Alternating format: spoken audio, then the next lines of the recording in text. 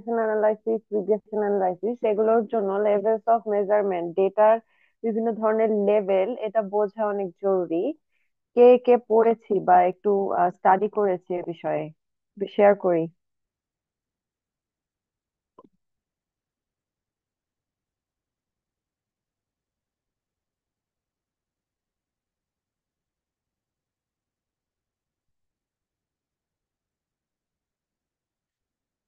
আমরা কেউ কি আছি?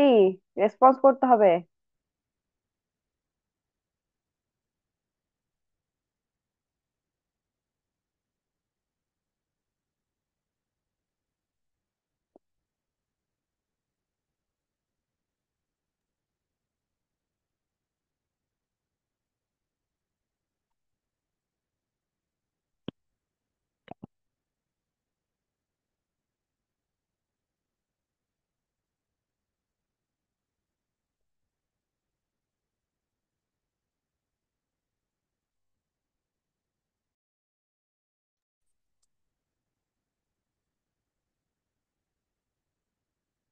আচ্ছা, কথা বলো না, কথা বলে কিভাবে ক্লাস নেব?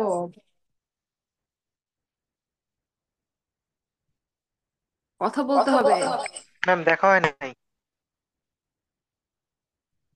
আর মাইক্রোফোন সমস্যা করছে।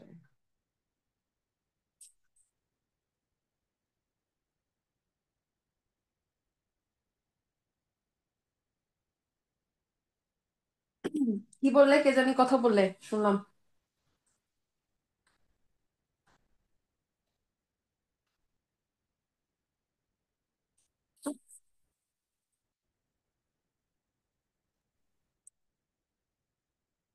রাজন আছো?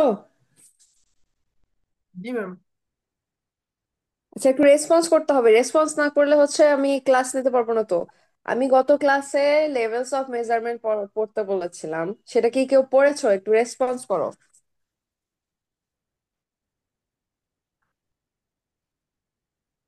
না করলে বলো যে পড়িনি। এটাও তো একটা রেসপন্স। রেসপন্স না করলে কিভাবে ক্লাস নেবো?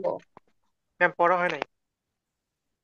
তাহলে ক্লাস নিয়ে লাভ কি হলো? আমরা তাহলে শুধুমাত্র প্রেজেন্ট থাকার জন্য একটা সেশনে আমরা যুক্ত হচ্ছি, এটা তো ঠিক না। আমাদের তো একটু মানে মিনিমাম পড়াশোনা না করলে, স্ট্যাটিস্টিক্স না বুঝলে কিভাবে হবে? একটু তো পড়াশোনা করতে হতো। এনিওয়ে, আমরা আজকে কোরিলেশন এবং রিগ্রেশন অ্যানালাইসিস নিয়ে বেসিক্যালি কথা বলবো। এটা খুবই গুরুত্বপূর্ণ দুই ধরনের টেস্ট, যেই টেস্টটা আমরা নর্মালি স্ট্যাটিস্টিক্যাল অ্যানালাইসিস করার ক্ষেত্রে ইউজ করে থাকি। এটা সব ধরনের ডিসিপ্লিনেই খুব ইম্পর্ট্যান্ট একটা স্ট্যাটিস্টিক্যাল অ্যানালাইসিস, যেটা সচরাচর আমরা ইউজ করে থাকি।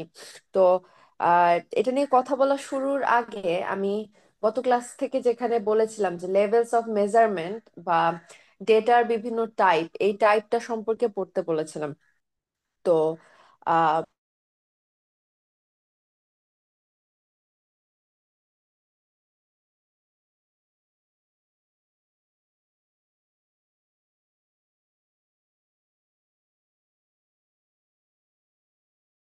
চলে গেছিল মাঝে। ঠিক আছে, আমার কথা শোনা যাচ্ছে এখন? জি ম্যাম। ওকে। ডেটা মূলত চার ধরনের। ঠিক আছে, আমরা একটু নোট করব। শুধু শুধু ক্লাসে প্রেজেন্ট হওয়ার জন্য বা একটা জিনিস দেখার জন্য ক্লাসে আমরা প্রেজেন্ট না হই। আমি চাচ্ছি এটা একটু ইফেক্টিভ হোক হোক, আদারওয়াইজ আমি এত কষ্ট করে বক বক করে আসলে কোনো লাভ হবে না। ডেটা মেইনলি চার ধরনের। ডেটা চারটা লেভেল আছে। সেই চারটা লেভেল হচ্ছে নমিনাল, অর্ডিনাল, ইন্টারভাল এবং রেশিও স্কেলের ডেটা। ঠিক আছে। Nominal, NOMI, nominal, NAL, nominal. Ordinal, ORDINAL, ordinal. Interval এবং রেশিও। আমরা কি ক্যাচ করতে পেরেছি? জি ম্যাম। তাহলে আমরা লেভেলস অফ মেজারমেন্ট নিয়ে কথা বলছিলাম। লেভেলস অফ মেজারমেন্ট হচ্ছে মেইনলি চার ধরনের লেভেল আছে: নমিনাল লেভেলের ডেটা, অর্ডিনাল লেভেলের ডেটা, ইন্টারভাল লেভেলের ডেটা এবং রেশিও লেভেলের ডেটা। আমরা যে এত স্ট্যাটিস্টিক্যাল অ্যানালাইসিস বা স্ট্যাটিস্টিক্যাল টেস্টের কথা বলি, এই টেস্টগুলো আসলে সব টেস্ট সব লেভেলের ডেটার জন্য করা যায় না। কোনো কোনো লেভেলের ডেটার জন্য যে কোনো একটা স্পেসিফিক টেস্ট প্রযোজ্য, আবার অন্য লেভেলের জন্য অন্য, মানে সব ডেটার জন্য সেম স্ট্যাটিস্টিক্যাল টেস্ট আমরা ইউজ করতে পারি না। এখন আসি চারটা লেভেলের ডেটা নিয়ে: নমিনাল, অর্ডিনাল, ইন্টারভাল এবং রেশিও। নমিনাল ডেটা কি? নমিনাল ডেটা হচ্ছে ক্যাটাগরিক্যাল ডেটা, জাস্ট ক্যাটাগরি। কিরকম ক্যাটাগরি? যেই ক্যাটাগরিতে কোনো অর্ডার থাকবে না। কিরকম অর্ডার থাকবে না, আমি যদি একটা উদাহরণ দিই, যেমন জেন্ডার, এটা শুধুমাত্র নামের ক্যাটাগরি, মেলস অ্যান্ড ফিমেল। এটার কোনো অর্ডার করা যায় যে মেলরা হায়ার লেভেলে বা ফিমেলরা লোয়ার লেভেলে, এরকম কোনো অর্ডার কিন্তু করা যায় না। তো শুধুমাত্র টাইপ, টাইপ অফ ভেরিয়েবল, তাহলে জেন্ডার মেল এবং ফিমেল, যেটাকে কোনোভাবে অর্ডার করা যায় না। আবার যদি যদি আরেকটা কথা চিন্তা করি, যেমন অকুপেশন। অকুপেশন কি কি আছে? ফার্মার, তারপর আছে বিজনেসম্যান, সার্ভিস। এগুলো হচ্ছে টাইপ, অকুপেশনের টাইপ। কিন্তু এগুলোকে কি আমরা বিভিন্ন র্যাঙ্ক অনুযায়ী র্যাঙ্ক করতে পারবো বা অর্ডার করতে পারবো? যে ফার্মারদের চেয়ে আমাদের যেই বিজনেসম্যানরা আছে তাদের স্টেটাস হায়ার, এই ধরনের কিন্তু র্যাঙ্কিং বা অর্ডার আমরা করতে পারবো না। তাহলে নমিনাল লেভেলের ডেটা হচ্ছে সেই সব ডেটা যেসব ডেটাকে শুধুমাত্র ক্যাটাগরাইজ করা যায় টাইপ অনুযায়ী বা নাম অনুযায়ী ক্যাটাগরাইজ করা যায়। আরো যদি উদাহরণ দেখি তাহলে থাকতে পারে যে ব্লাড টাইপ, যেমন এ পজিটিভ অথবা বি পজিটিভ বা বি নেগেটিভ, এ নেগেটিভ, ও নেগেটিভ, ও পজিটিভ। এই যে ব্লাড টাইপ, এগুলো হচ্ছে টাইপ, জাস্ট নাম অনুযায়ী ক্যাটাগরি করা। শুধুমাত্র নাম অনুযায়ী ক্যাটাগরি করা যায় যেসব ডেটাকে, সেসব ডেটাকে বলা হয় নমিনাল ডেটা। তাহলে উদাহরণস্বরূপ কি কি বললাম? জেন্ডার হতে পারে, ব্লাড টাইপ হতে পারে, অকুপেশন লেভেল হতে পারে। এইসব ডেটাতে কি কি ধরনের ম্যাথমেটিক্যাল অপারেশন প্রযোজ্য? শুধুমাত্র আমরা ফ্রিকোয়েন্সি কাউন্ট করতে পারি, যে কতজন মেল আছে, কতজন ফিমেল আছে, অথবা কতজন এ পজিটিভ ব্লাড ব্লাড টাইপ আছে বা বি পজিটিভ আছে, অথবা কতজন ফার্মার আছে, সার্ভিস হোল্ডার আছে, এভাবে। আবার মোড ক্যালকুলেট করতে পারি। মোড কি? যে কোনটার ফ্রিকোয়েন্সি সবচেয়ে বেশি, কোন টাইপের ডেটা, যেমন ফিমেল বেশি না মেল বেশি, না অকুপেশনের ক্ষেত্রে সার্ভিস হোল্ডার বেশি বা হচ্ছে ফার্মার্স বেশি, এ ধরনের শুধুমাত্র টাইপ অনুযায়ী ক্যাটাগরি করাকে আমরা বলছি নমিনাল ডেটা। তার পরের টাইপ যেটা, সেটা হচ্ছে অর্ডিনাল ডেটা। অর্ডিনাল নাম থেকেই আসে, যেটাকে র্যাঙ্ক করা যায় বা অর্ডার করা যায়। এটাও ক্যাটাগরিক্যাল ডেটা, বাট এটাকে বিভিন্ন র্যাঙ্ক অনুযায়ী এটাকে অর্ডার করা যায়। এই র্যাঙ্ক গুলো বা অর্ডার গুলো নট নেসেসারি যে এটার ইকুয়াল স্পেস থাকবে, যে একজন যদি লো লেভেলের মানুষ হয়, তার চেয়ে যে হাই লেভেলের মানুষ বা নর্মাল লেভেলের মানুষ, এদের মধ্যে আমি এটা বলতে পারবো না যে লো লেভেলের যেই মানুষটা তার সাথে হাই লেভেলের যে ডিফারেন্স সেটা হচ্ছে একদম ডাবল বা ট্রিপল। এরকম কোনো ইকুয়েশন আমরা দাঁড় করাতে পারবো না। এটাতে অর্ডার করা যায়, একটা র্যাঙ্ক করা যায়, বাট এদের মধ্যে যে ইকুয়াল স্পেসিং থাকবে না, যে আহ, একের ডাবল যে দুই সেটা আমরা বলতে পারবো না, বা দুইয়ের ডাবল যে চার সেটা বলতে পারবো না, এক্স্যাক্টলি সেটা বলতে পারবো না। ঠিক আছে? উদাহরণ কিরকম হতে পারে? যেমন এডুকেশন লেভেল। এডুকেশন লেভেলে বিভিন্ন ধরনের ক্যাটাগরি যদি আমরা ধরি, যেমন প্রাইমারি লেভেলের এডুকেশন হতে পারে, সেকেন্ডারি লেভেলের এডুকেশন হতে পারে, ইউনিভার্সিটি লেভেলের এডুকেশন হতে পারে। এখন আমরা কি এটা বলতে পারি যে যে প্রাইমারি লেভেলের এডুকেশন তার চেয়ে যে ইউনিভার্সিটি লেভেলের এডুকেশনে আছে সে হায়ার ক্যাটাগরিতে বিলং করে বা এক্স্যাক্টলি ডাবল তার স্পেসিফিকেশন বা কোয়ালিফিকেশন? আমরা কিন্তু এটা বলতে পারি না। তাহলে যেসব ডেটাকে শুধুমাত্র ক্যাটাগরি করা হয় নিজের র্যাঙ্ক অনুযায়ী বা অর্ডার অনুযায়ী, বাট তাদের মধ্যে নট নেসেসারি যে ইকুয়াল স্পেস থাকবে প্রত্যেকটা অর্ডার বা র্যাঙ্কের মাঝে, তাহলে সেই ধরনের ডেটাকে আমরা বলছি অর্ডিনাল লেভেলের ডেটা। এখন আসি ইন্টারভাল লেভেলের ডেটা। ইন্টারভাল লেভেলের ডেটা মানে হচ্ছে এই লেভেলের ডেটাগুলো প্রত্যেকটা ক্যাটাগরির সাথে অন্য ক্যাটাগরির একটা ইকুয়াল স্পেসিং থাকবে। যেমন আমরা যদি ধরি যে টেম্পারেচার, আমরা কি বলতে পারি যে 20 ডিগ্রি টেম্পারেচারের ডাবল টেম্পারেচার হচ্ছে 40 ডিগ্রি টেম্পারেচার? এরকম কথা কি আমরা বলতে পারি? না সেলসিয়াসের ম্যাম। ক্ষেত্রে এটা কি বলতে পারি? না ম্যাম। আচ্ছা, সেটা বলতে পারি না, কিন্তু 0 থেকে 20 ডিগ্রি সেলসিয়াস টেম্পারেচার বা 20 থেকে 40 ডিগ্রি সেলসিয়াস টেম্পারেচার, ধরো আমি দুইটা ক্যাটাগরি করেছি, যে 0 থেকে 20 ডিগ্রি সেলসিয়াস টেম্পারেচার আর 20 থেকে 40 ডিগ্রি সেলসিয়াস টেম্পারেচার।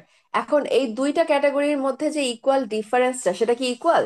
ডিফারেন্সটা কি ইকুয়াল? যে 0 থেকে 20 ডিগ্রি সেলসিয়াসের মধ্যবর্তী যেই পার্থক্য এবং 20 থেকে 40 ডিগ্রি সেলসিয়াসের মধ্যবর্তী যে পার্থক্য, এটা কি ইকুয়াল? জি ম্যাম, ইকুয়াল। তাহলে আগেরটার সাথে ইয়েস ম্যাম, ইকুয়াল। হ্যাঁ, অর্ডিনাল লেভেলের ডেটার সাথে ইন্টারভাল লেভেলের ডেটার পার্থক্য এটাই, যে আমরা যে ক্যাটাগরি করছি অর্ডিনাল লেভেলে আমরা বলতে পারবো না যে এই যে দুটো ক্যাটাগরির ডিফারেন্স সেটা পসিবলি ইকুয়াল হবে, আমরা এরকম বলতে পারবো না। বাট ইন্টারভাল লেভেলের ক্ষেত্রে অবশ্যই যে আমরা দুটা যে ক্যাটাগরি করলাম সেই ক্যাটাগরিগুলোর স্পেসিং গুলো একই হবে। মানে 0 থেকে 20 ডিগ্রি সেলসিয়াস টেম্পারেচারের মধ্যবর্তী যে ডিফারেন্স, ইকুয়াল ডিফারেন্স হচ্ছে 20 থেকে 40 ডিগ্রি সেলসিয়াসের টেম্পারেচার ডিফারেন্স। কিন্তু এখানে একটা বিষয় আছে, এখানে কোনো ট্রু জিরো নেই। ট্রু জিরো বলতে কি বোঝায়? 0 ডিগ্রি সেলসিয়াস টেম্পারেচার, একটু আমরা চিন্তা করি, 0 ডিগ্রি সেলসিয়াস টেম্পারেচার বলতে কি আমরা সেই টেম্পারেচার বুঝি যে এই 0 ডিগ্রি সেলসিয়াস টেম্পারেচারে আসলে কোনো টেম্পারেচারই নেই, এরকম কি বিষয়টা? নো না ম্যাম। ম্যাম। কিছু তো আছে ওখানে, তো টেম্পারেচারের প্রেজেন্স আছে। আমরা কি এটাকে এটাকে টু ট্রু জিরো বলতে পারি না। টেম্পারেচারের ক্ষেত্রে 0 ডিগ্রি সেলসিয়াস টেম্পারেচারে আমরা এটা বলতে পারি না যে এখানে কোনো টেম্পারেচারই নেই। কিন্তু যদি আমি বলি একজন মানুষের ইনকাম 0, সেটা কি আসলে 0? জি ম্যাম। ওকে, এইটাই হচ্ছে ডিফারেন্স। তাহলে ইন্টারভাল লেভেলের ডেটাতে যেই অর্ডারিং গুলো হবে, সেখানে নিউমেরিক্যাল ভ্যালুস যেগুলো আছে প্রত্যেকটা ক্যাটাগরিতে এই স্পেসিংটা ইকুয়াল হবে। যেমন কি টেম্পারেচার 0 থেকে 20, 20 থেকে 40। আরেকটা বিষয় হচ্ছে এখানে দুটো দুটো ইয়ের কথা বললাম, ক্যারেক্টারের কথা বললাম। আরেকটা বিষয় হচ্ছে এখানে কোনো ট্রু জিরো থাকবে না। আমরা 0 ডিগ্রি সেলসিয়াস টেম্পারেচার বলতে এমন কথা বলতে পারি না যে সেখানে কোনো টেম্পারেচারই নেই। অথবা একজন মানুষের আইকিউ লেভেল যদি 0 আসে, আইকিউ স্কোর যদি 0 আসে, সেখানে আমরা তাকে এটা বলতে পারি না যে তার ব্রেইনই নাই বা সে কোনো কিছু জানেই না, সে কোনো কিছু বোঝেই না, আমি কিন্তু এটা বলতে পারি না। সো ইন্টারভাল লেভেলের ডেটাতে ট্রু জিরো থাকবে না এবং এই অর্ডারিংটা একটা ইকুয়াল স্পেস মেনটেন করে হবে। এরপর আসি লাস্ট ক্যাটাগরি, রেশিও লেভেলের ডেটা। এটাও, এটার সাথে ইন্টারভাল লেভেলের পার্থক্য শুধু ওই এক জায়গাতেই। হ্যাঁ, নিউমেরিক্যাল ভ্যালুগুলো ইকুয়াল স্পেসিং এ থাকবে, এটা একদম একই। বাট এখানে অবশ্যই ট্রু জিরো থাকতে হবে।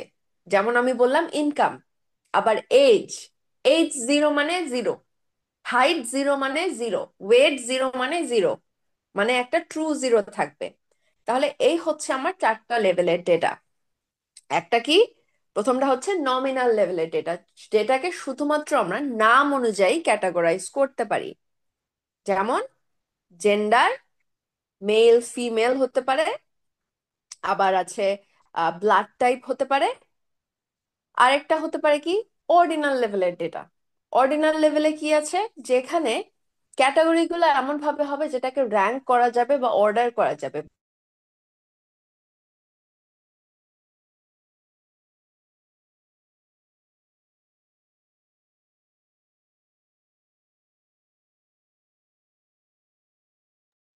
ম্যাম হয়তো কথা শোনা যাচ্ছিল ম্যাম। ইউনিভার্সিটি লেভেলের পার্থক্য একই, আমরা এই কথাটা বলতে পারি না। আর তারপর আসি ইন্টারভাল লেভেল, যেখানে নিউমেরিক্যাল ভ্যালুস অনুযায়ী আমরা অর্ডার গুলো করব এবং অর্ডার গুলোতে বা ক্যাটাগরি গুলোতে অবশ্যই ইকুয়াল স্পেসিং থাকতে হবে। যেমন 0 থেকে 20 ডিগ্রি সেলসিয়াসের যেই রেঞ্জ, 20 থেকে 40 ডিগ্রি সেলসিয়াসের রেঞ্জ কিন্তু ইকুয়াল। আরেকটা বিষয় হচ্ছে এখানে কোনো ট্রু জিরো থাকবে না। মানে 0 ডিগ্রি সেলসিয়াস তাপমাত্রা যদি আমরা ধরি বা 0 আইকিউ স্কোর যদি কারো ধরি, এর মানে এটা না যে ওখানে কোনো টেম্পারেচারের অস্তিত্ব নেই বা একটা মানুষের আইকিউ একদম 0, এটা আমরা বলতে পারবো না। কিন্তু পরের যে লেভেল, রেশিও লেভেল, সেখানে নিউমেরিক্যাল ভ্যালুস হবে ইকুয়াল স্পেসিং ইউজ করে, বাট এখানে একটা ট্রু জিরো থাকবে। যেমন এজ, ইনকাম, হাইট, ওয়েট, এটা ট্রু জিরো বিলং করে। এই হচ্ছে আমার 4টা লেভেলের ডেটা। বোঝা গেছে? কারো কোনো কোয়েশ্চেন আছে?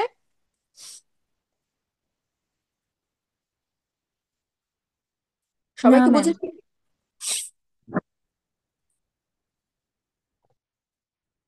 ওকে, বুঝে থাকলে আমাদের আজকের যে টপিক কোরিলেশন অ্যানালাইসিস এবং রিগ্রেশন অ্যানালাইসিস, আমরা গত ক্লাসে বলেছিলাম যে স্ট্যাটিস্টিক্যাল অ্যানালাইসিস মেইনলি 2 ধরনের হয়ে থাকে, যেগুলো দ্বারা আমরা শুধুমাত্র আমাদের আউটপুটগুলো ডেসক্রাইব করি, শুধুমাত্র এভারেজ, মিন, মিডিয়ান, মোড, স্ট্যান্ডার্ড ডেভিয়েশন, এগুলো দ্বারা যেই ডেটাগুলো ডেসক্রাইব করি সেই ধরনের স্ট্যাটিস্টিক্যাল টেস্টকে বলা হয় ডেসক্রিপটিভ স্ট্যাটিস্টিক্যাল অ্যানালাইসিস।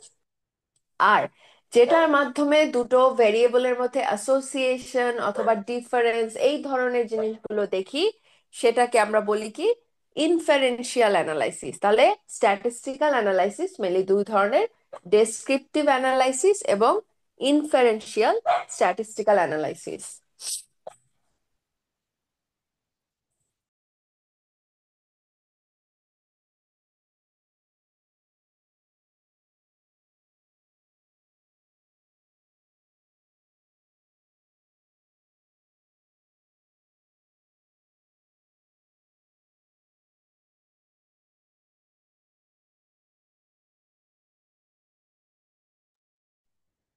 ওকে, তাহলে আজকে আমরা যেটা নিয়ে কথা বলবো, ইনফারেন্সিয়াল স্ট্যাটিস্টিক্যাল অ্যানালাইসিসের 2 ধরনের টাইপ, যেটা কোরিলেশন অ্যানালাইসিস, যার মধ্যে আছে আমার Spearman rank correlation, Pearson correlation এবং হচ্ছে পার্শিয়াল কোরিলেশন। 3 ধরনের কোরিলেশন অ্যানালাইসিস নিয়ে আমরা কথা বলবো। এখন প্রথমে আসি, আমি আগে আমার স্ক্রিনটা শেয়ার করি।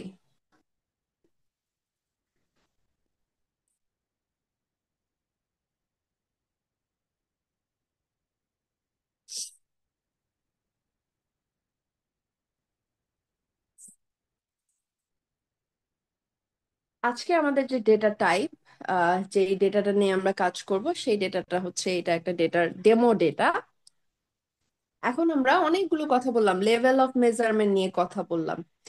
এখন এই যে স্পিয়ারম্যানস র্যাঙ্ক কোরিলেশন, কোরিলেশন বেসিক্যালি কখন করি আমরা? কেউ জানি কোরিলেশন আসলে কেন করি, কি দেখার জন্য করি? দুটো ভেরিয়েবলের কি দেখার জন্য আমরা কোরিলেশন করি? কারো জানা আছে?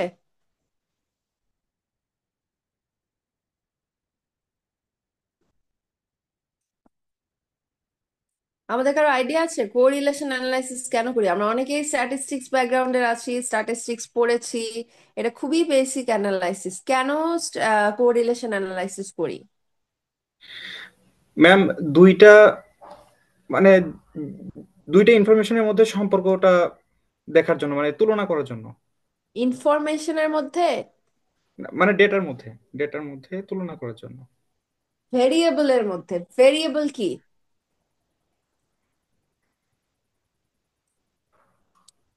দুটো ভেরিয়েবলের মধ্যে আমরা সম্পর্ক কি? ভেরিয়েবল মানে হচ্ছে যেই এটা একটা ডেটার বা একটা এন্টিটির ক্যারেক্টারিস্টিক্স, যেমন এজ, এটা একটা মানুষের ক্যারেক্টারিস্টিক্স, এটা একটা ভেরিয়েবল।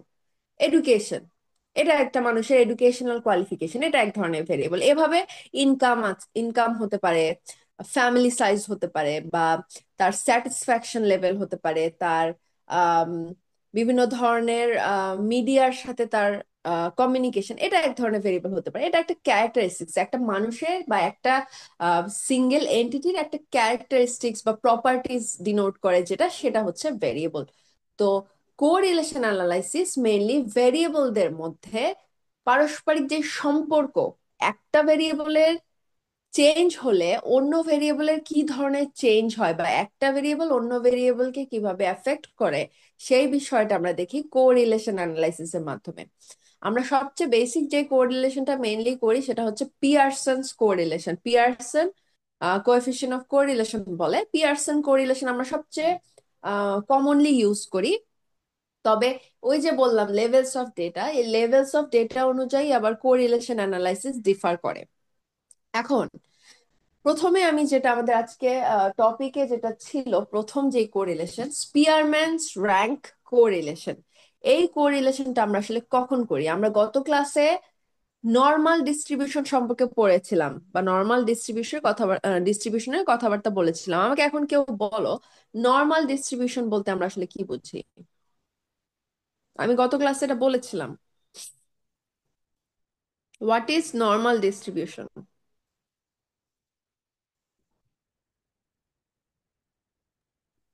ম্যাম, নর্মাল ডিস্ট্রিবিউশন বলতে বোঝায় এখানে হলো নর্মালি ডিস্ট্রিবিউটেড থাকবে ডাটাগুলা আর কি। কাছাকাছি থাকবে মানগুলা, আর বেল শেপড কার্ভ হবে আর কি। ওকে, যেসব ডেটা বেল শেপড কার্ভের মধ্যে ফিট করবে এবং এটা একটা ইভেনলি ডিস্ট্রিবিউট হবে, যখন ডেটা আমার ইভেনলি ডিস্ট্রিবিউট হবে সেটাকে আমরা বলবো নর্মাল ডিস্ট্রিবিউশন। নন নর্মাল ডিস্ট্রিবিউশন কাকে বলে?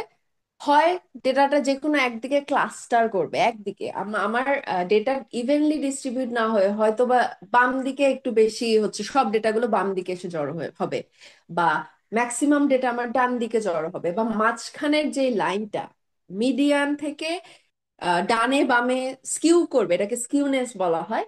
একদিকে লেফট দিকে ক্লাস্টার করলে সেটাকে লেফট স্কিউডলি ডেটা বলি, এবং হচ্ছে যে রাইট দিকে হলে রাইটলি স্কিউড ডেটা বলি। এখন যেসব ডেটায় এই ইভেন ডিস্ট্রিবিউশন থাকবে না বা নর্মাল ডিস্ট্রিবিউশন থাকবে না, সেই সব ডেটার ক্ষেত্রে আমরা এই যে স্পিয়ারম্যানস র্যাঙ্ক কোরিলেশন আছে, সেই কোরিলেশনটা টেস্ট করব। আরেকটা বিষয় হচ্ছে, আমরা যে ডেটা লেভেল বলেছি, এই যে অর্ডিনাল লেভেলের ডেটা, ঠিক আছে, মেইনলি অর্ডিনাল লেভেলের ডেটা, যেসব ডেটাকে কি করা যায়, বিভিন্ন অর্ডারে ভাগ করা যায় বা র্যাঙ্ক অর্ডার অনুযায়ী সাজানো যায়, সেই সব ডেটার ক্ষেত্রে, অথবা নন নর্মালি ডিস্ট্রিবিউটেড ভেরিয়েবল যেগুলো আছে সেগুলোর ক্ষেত্রে আমরা নর্মালি স্পিয়ারম্যানস র্যাঙ্ক কোরিলেশন ইউজ করি। বোঝা গেছে? তাহলে স্পিয়ারম্যান র্যাঙ্ক কোরিলেশন কখন ইউজ করি? অর্ডিনাল লেভেলের ডেটা, যেসব ডেটাকে শুধুমাত্র র্যাঙ্ক করা যায় বা অর্ডার অনুযায়ী সাজানো যায় সেই সব ডেটার ক্ষেত্রে, এবং অথবা যেটা হতে পারে নন নর্মালি ডিস্ট্রিবিউটেড, নর্মাল ডিস্ট্রিবিউশন নেই যেসব ভেরিয়েবলের, কন্টিনিউয়াস ভেরিয়েবল বলে। কন্টিনিউয়াস ভেরিয়েবল কি? ফ্র্যাকশন ভ্যালু থাকতে পারে, নিউমেরিক্যাল ভ্যালু থাকতে পারে। নিউমেরিক্যাল ভ্যালুটা হবে ফ্র্যাকশন ওয়াইজ। তো নন নর্মালি ডিস্ট্রিবিউটেড ভেরিয়েবল গুলোর ক্ষেত্রে আমরা নর্মালি স্পিয়ারম্যানস র্যাঙ্ক কোরিলেশন ইউজ করি।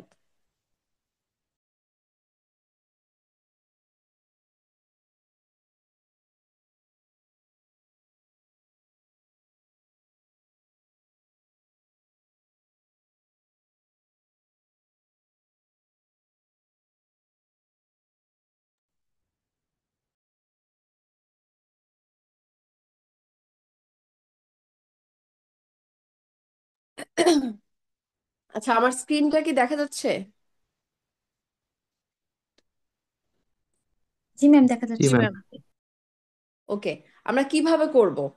গত ক্লাসে আমরা ডেসক্রিপটিভ অ্যানালাইসিসের সময় কোথায় গিয়েছিলাম?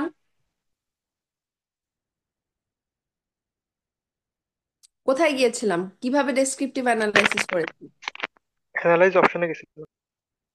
এই যে উপরের ট্যাবে অ্যানালাইজ অপশন আছে, এখান থেকে ডেসক্রিপটিভ স্ট্যাটিস্টিক্স এ গিয়েছে। এখানে কিন্তু ডেসক্রিপটিভ স্ট্যাটিস্টিক্স এর পাশাপাশি অনেক ধরনের অপশন আছে।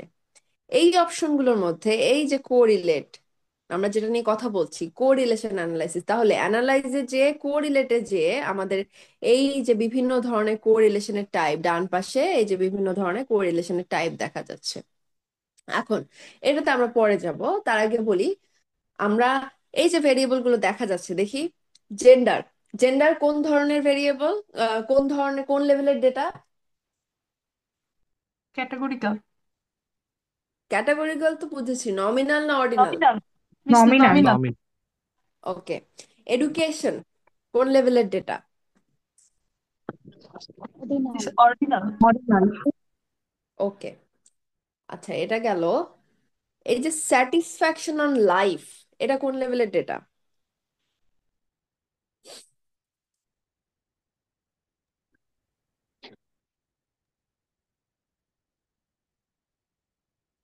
কোন লেভেলের ডেটা?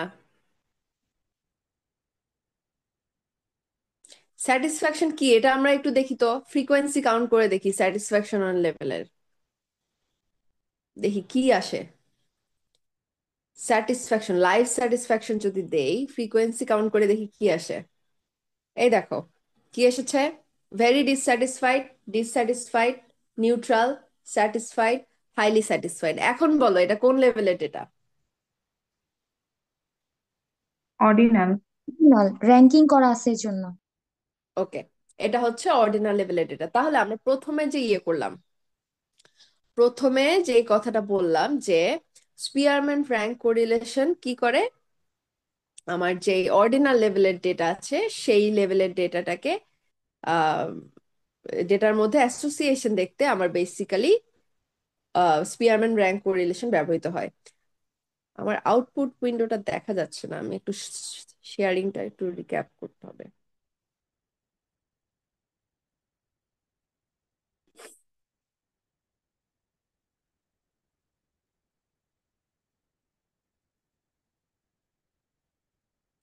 আচ্ছা, তাহলে আমি এখন দেখব যে একজন মানুষের এডুকেশন ক্যাটাগরি, এডুকেশন কিন্তু এটার যখন আমরা ক্যাটাগরি করেছি তখন কিন্তু এটা ক্যাটাগরিক্যাল ডেটা হিসেবে আমার এখানে প্রেজেন্ট করা যাচ্ছে। এখন আমরা একটু ফ্রিকোয়েন্সিটা দেখতে চাচ্ছি যে এডুকেশনের ফ্রিকোয়েন্সি কিরকম আছে।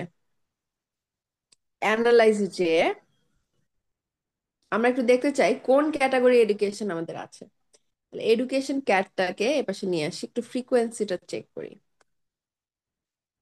এই যে ক্যান সাইন অনলি আছে 36%, প্রাইমারি লেভেলে আছে 6%, সেকেন্ডারি 38, অ্যাবাভ সেকেন্ডারি 20। তাহলে আমাদের এখানে চারটা ক্যাটাগরি ডেটা আছে, can sign only, primary, secondary এবং অ্যাবাভ সেকেন্ডারি।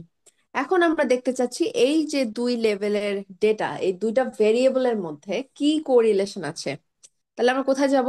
অ্যানালাইজে যাব, কোরিলেটে যাব। এখন আমি প্রথমে বলেছি কোরিলেশন বলতে দুটো ভেরিয়েবলের মধ্যে যেই সম্পর্ক সেই সম্পর্কটাকে বোঝায়। এখন এখানে দেখা যাচ্ছে বাইভ্যারিয়েট। বাইভ্যারিয়েট শব্দের অর্থ কি? বাই শব্দের অর্থ কি সেটা আগে বলো। দুই। দুইটা ওকে, ভেরিয়েবল। যেহেতু কোরিলেশন দুটো ভেরিয়েবলের সম্পর্ক ডিনোট করে, সো অ্যানালাইজে যে কোরিলেটে যে আমরা বাইভ্যারিয়েট অপশনটা সিলেক্ট করব। বাইভেরিয়েট অপশন সিলেক্ট করার পর আমি দেখব, প্রথমে আমরা দেখতে চাচ্ছি এডুকেশন ক্যাটাগরি এবং স্যাটিসফ্যাকশন, লাইফ স্যাটিসফ্যাকশনের মধ্যবর্তী সম্পর্কটা আমরা দেখতে চাচ্ছি। কিন্তু দেখো এই যে কোরিলেশন কোএফিসিয়েন্ট এইখানে যে দেখা যাচ্ছে, এখানে পিয়ারসনে সিলেক্ট করা আছে, আমি চাচ্ছি স্পিয়ারম্যান। সো পিয়ারসনটা উঠিয়ে দিয়ে স্পিয়ারম্যানে একটা টিক দিয়ে দেবো, এবং টিক দিয়ে যদি ওকে করি তাহলেই এটা একটা ম্যাট্রিক্সের মতো আসবে। এই যে আমার কোরিলেশনের যেই আউটপুট সেটা এসেছে, এটা একটা ম্যাট্রিক্স। দেখো এটাকে যদি সমান কোণাকুণি ভাবে দুটো ভাঁজ করি তাহলে এই পাশে যে রেজাল্ট আসবে এ পাশেও সেই রেজাল্টই আসবে। আমরা যে কোনো এক পাশটা দেখবো, এই যে এডুকেশনের সাথে এডুকেশনের সম্পর্ক, আবার এডুকেশনের সাথে স্যাটিসফ্যাকশন, লাইফ স্যাটিসফ্যাকশনের সম্পর্ক। এখন নিজের সাথে নিজের সম্পর্ক, এটা কি কম হবে না বেশি হবে?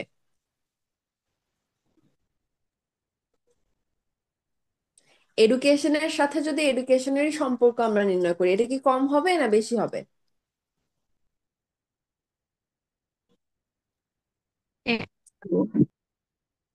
হ্যাঁ,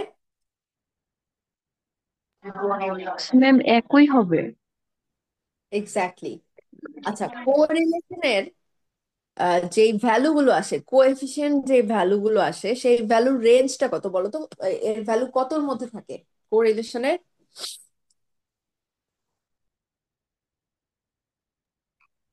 জানা আছে? -1 থেকে +1। ওকে, কোরিলেশনের ভ্যালু সবসময় -1 থেকে +1 মধ্যে হবে। এই -1 থেকে +1 রেঞ্জে মাঝের ভ্যালুটা হচ্ছে 0। 0 মানে ওই দুটো ভ্যারিয়েবলের মধ্যে কোনো সম্পর্ক নেই। জিরো থেকে যত পজিটিভের দিকে যাবে, +1-এর দিকে যাবে, তার মানে হচ্ছে তত রিলেশনশিপটা পজিটিভলি স্ট্রং হবে। এর অর্থ হচ্ছে একটা যদি বাড়ে অন্যটাও বাড়বে, একটা যদি কমে অন্যটাও কমবে, মানে পজিটিভলি এটা স্ট্রেংথ বৃদ্ধি পাবে।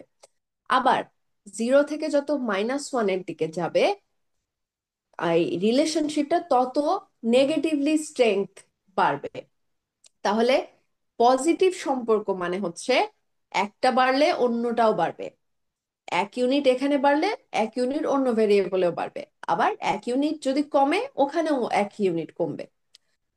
নেগেটিভ সম্পর্কে মানে হচ্ছে একটা ভেরিয়েবলের যদি এক ইউনিট বাড়ে সেখানে অন্য ভেরিয়েবলটার সেম পরিমাণ কমবে।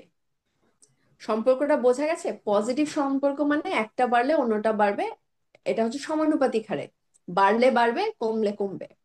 নেগেটিভ সম্পর্কের ক্ষেত্রে একটা বাড়বে, একটা যদি বাড়ে অন্যটা কমবে, একটা কমলে অন্যটা বাড়বে, এরকম সম্পর্ক। তাহলে এইখান থেকে কি বোঝা যাচ্ছে? আমার এডুকেশন এবং এডুকেশনের মধ্যে যে দুটোর মধ্যে সেম সম্পর্ক হচ্ছে ওয়ান। ওয়ান মানে হচ্ছে পারফেক্ট কোরিলেশন, নিজের সাথে নিজের সম্পর্ক একদম পারফেক্ট হবে, এটাই স্বাভাবিক। সো এডুকেশনের সাথে এডুকেশনের সম্পর্কের ভ্যালু হচ্ছে ওয়ান, +1, মানে হচ্ছে একই জিনিস দুটো। কিন্তু লাইফ স্যাটিসফ্যাকশনের সাথে এডুকেশনের সম্পর্ক এখানে দেখা যাচ্ছে, ভ্যালুটা কত দেখা যাচ্ছে, আমি যেমন কোরিলেশন কোএফিসিয়েন্টের ভ্যালুটা দেখবো, -0.045। এটা কি পজিটিভ ভ্যালু না নেগেটিভ ভ্যালু?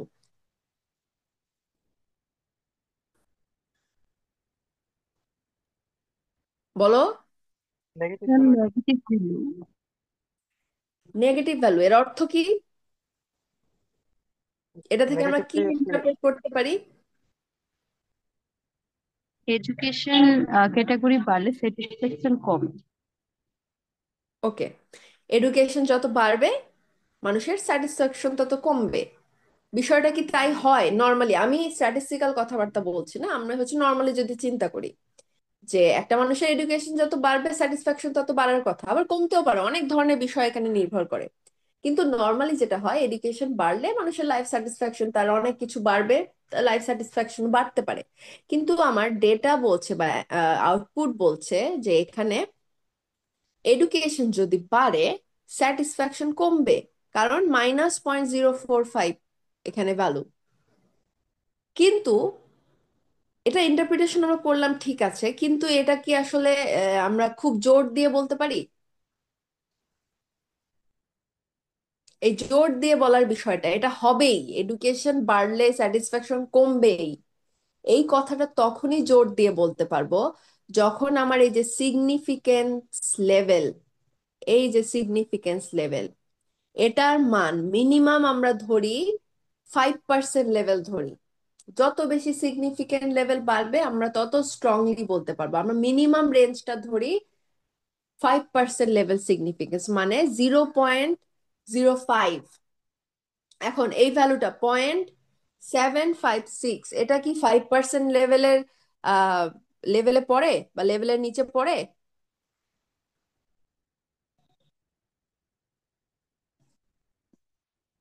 কি মনে হয়? না ম্যাম। এটা 5%-এর চেয়ে অনেক বেশি। তার মানে এই যে এডুকেশন বাড়লে লাইফ স্যাটিসফ্যাকশন কমবে, এই কথাটা আমরা জোর দিয়ে বলতে পারবো না। যদি এটা 5% লেভেল সিগনিফিকেন্সের সিগনিফিকেন্ট হতো বা এটা যদি নিচে থাকতো মানটা, তখন আমরা বলতে পারতাম যে হ্যাঁ আমরা যেটা পেয়েছি সেটা আমরা খুব জোর দিয়ে বলতে পারি। এখন আমি আরো কয়েকটা ভেরিয়েবল যদি এখানে অ্যাড করি তাহলে দেখি কি হয়। ধরা গেল এজ অ্যাড করলাম, ইনকাম অ্যাড করলাম। এজ নর্মালি ডিস্ট্রিবিউটেড না, আমাদের এই ভেরিয়েবলটা আমরা কতদিন চেক করেছিলাম, আমরা বললাম যে অর্ডিনাল লেভেলের ডেটা অথবা নন নর্মালি ডিস্ট্রিবিউটেড ডেটার মধ্যে আমরা স্পিয়ারম্যান দেখতে পারি। আমরা এই দুটা ভেরিয়েবল আবার যোগ করলাম, এখন আবার কোরিলেশন করে দেখি একটু। এখন দেখো তো কি হয়। এডুকেশন ক্যাটাগরির সাথে স্যাটিসফ্যাকশন লেভেল তো আগেরটাই থাকবে। এজ এর মানটা এই যে -0.546, মানে এজ যত কম মানুষের এডুকেশন তত বাড়ে। এটা একটা ধরে নাও যে এটা একটা ডেটা, মানে এটার মিনিংফুল কোনো কনক্লুশন থাকতে হবে, নট নেসেসারি। এখানে আমার দুটো স্টার আছে। এই যে নিচে আমরা একটা ফুটনোট দিয়েছি, যখন একটা স্টার থাকে তখন আমরা বলি correlation is significant at the 0.05 level of significance, মানে 5% লেভেলে সিগনিফিকেন্ট। যখন দুটো স্টার থাকে তখন আমরা সেটা বলি 0.01, মানে 1% লেভেলে সিগনিফিকেন্ট। স্টার যত বাড়বে আমরা তত স্ট্রংলি বলতে পারবো যে আমরা যেই রেজাল্টটা পেয়েছি সেটা অ্যাকিউরেট। তাহলে এই তিনটা ভেরিয়েবলের ক্ষেত্রে কোনো স্টার নেই, শুধুমাত্র এডুকেশনের সাথে এই যে যেই রিলেশন সেটার মধ্যে আমরা দেখতে পাচ্ছি দুটো স্টার আছে। তাহলে আমরা বলতে পারি যে আবার নেগেটিভলি, একটা মানুষের এজ যত কম হবে তার এডুকেশন তত বেশি হবে। এটা এই সম্পর্কটা এটাই ডিনোট করছে, যেহেতু মাইনাস সম্পর্ক, এবং এটা 1% লেভেলে সিগনিফিকেন্ট কারণ দুটো স্টার আছে। 1% লেভেল সিগনিফিকেন্স আর 5% লেভেল সিগনিফিকেন্স, এটা মানে কি বোঝায় কে জানো?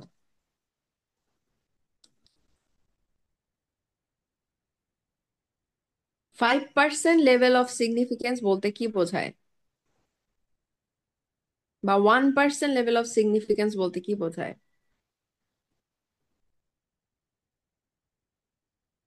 জানা আছে করো? শিওর না, তবে যতটুকু মনে পড়তেছে 5% লেভেল সিগনিফিকেন্স মানে আমার ডাটাটা 5% ভুল হতে পারে। আর মানে 95% সঠিক, 5% ভুল হতে পারে। আর হচ্ছে 1% লেভেল মানে 99% সঠিক, 1% ভুল হতে পারে। এক্স্যাক্টলি।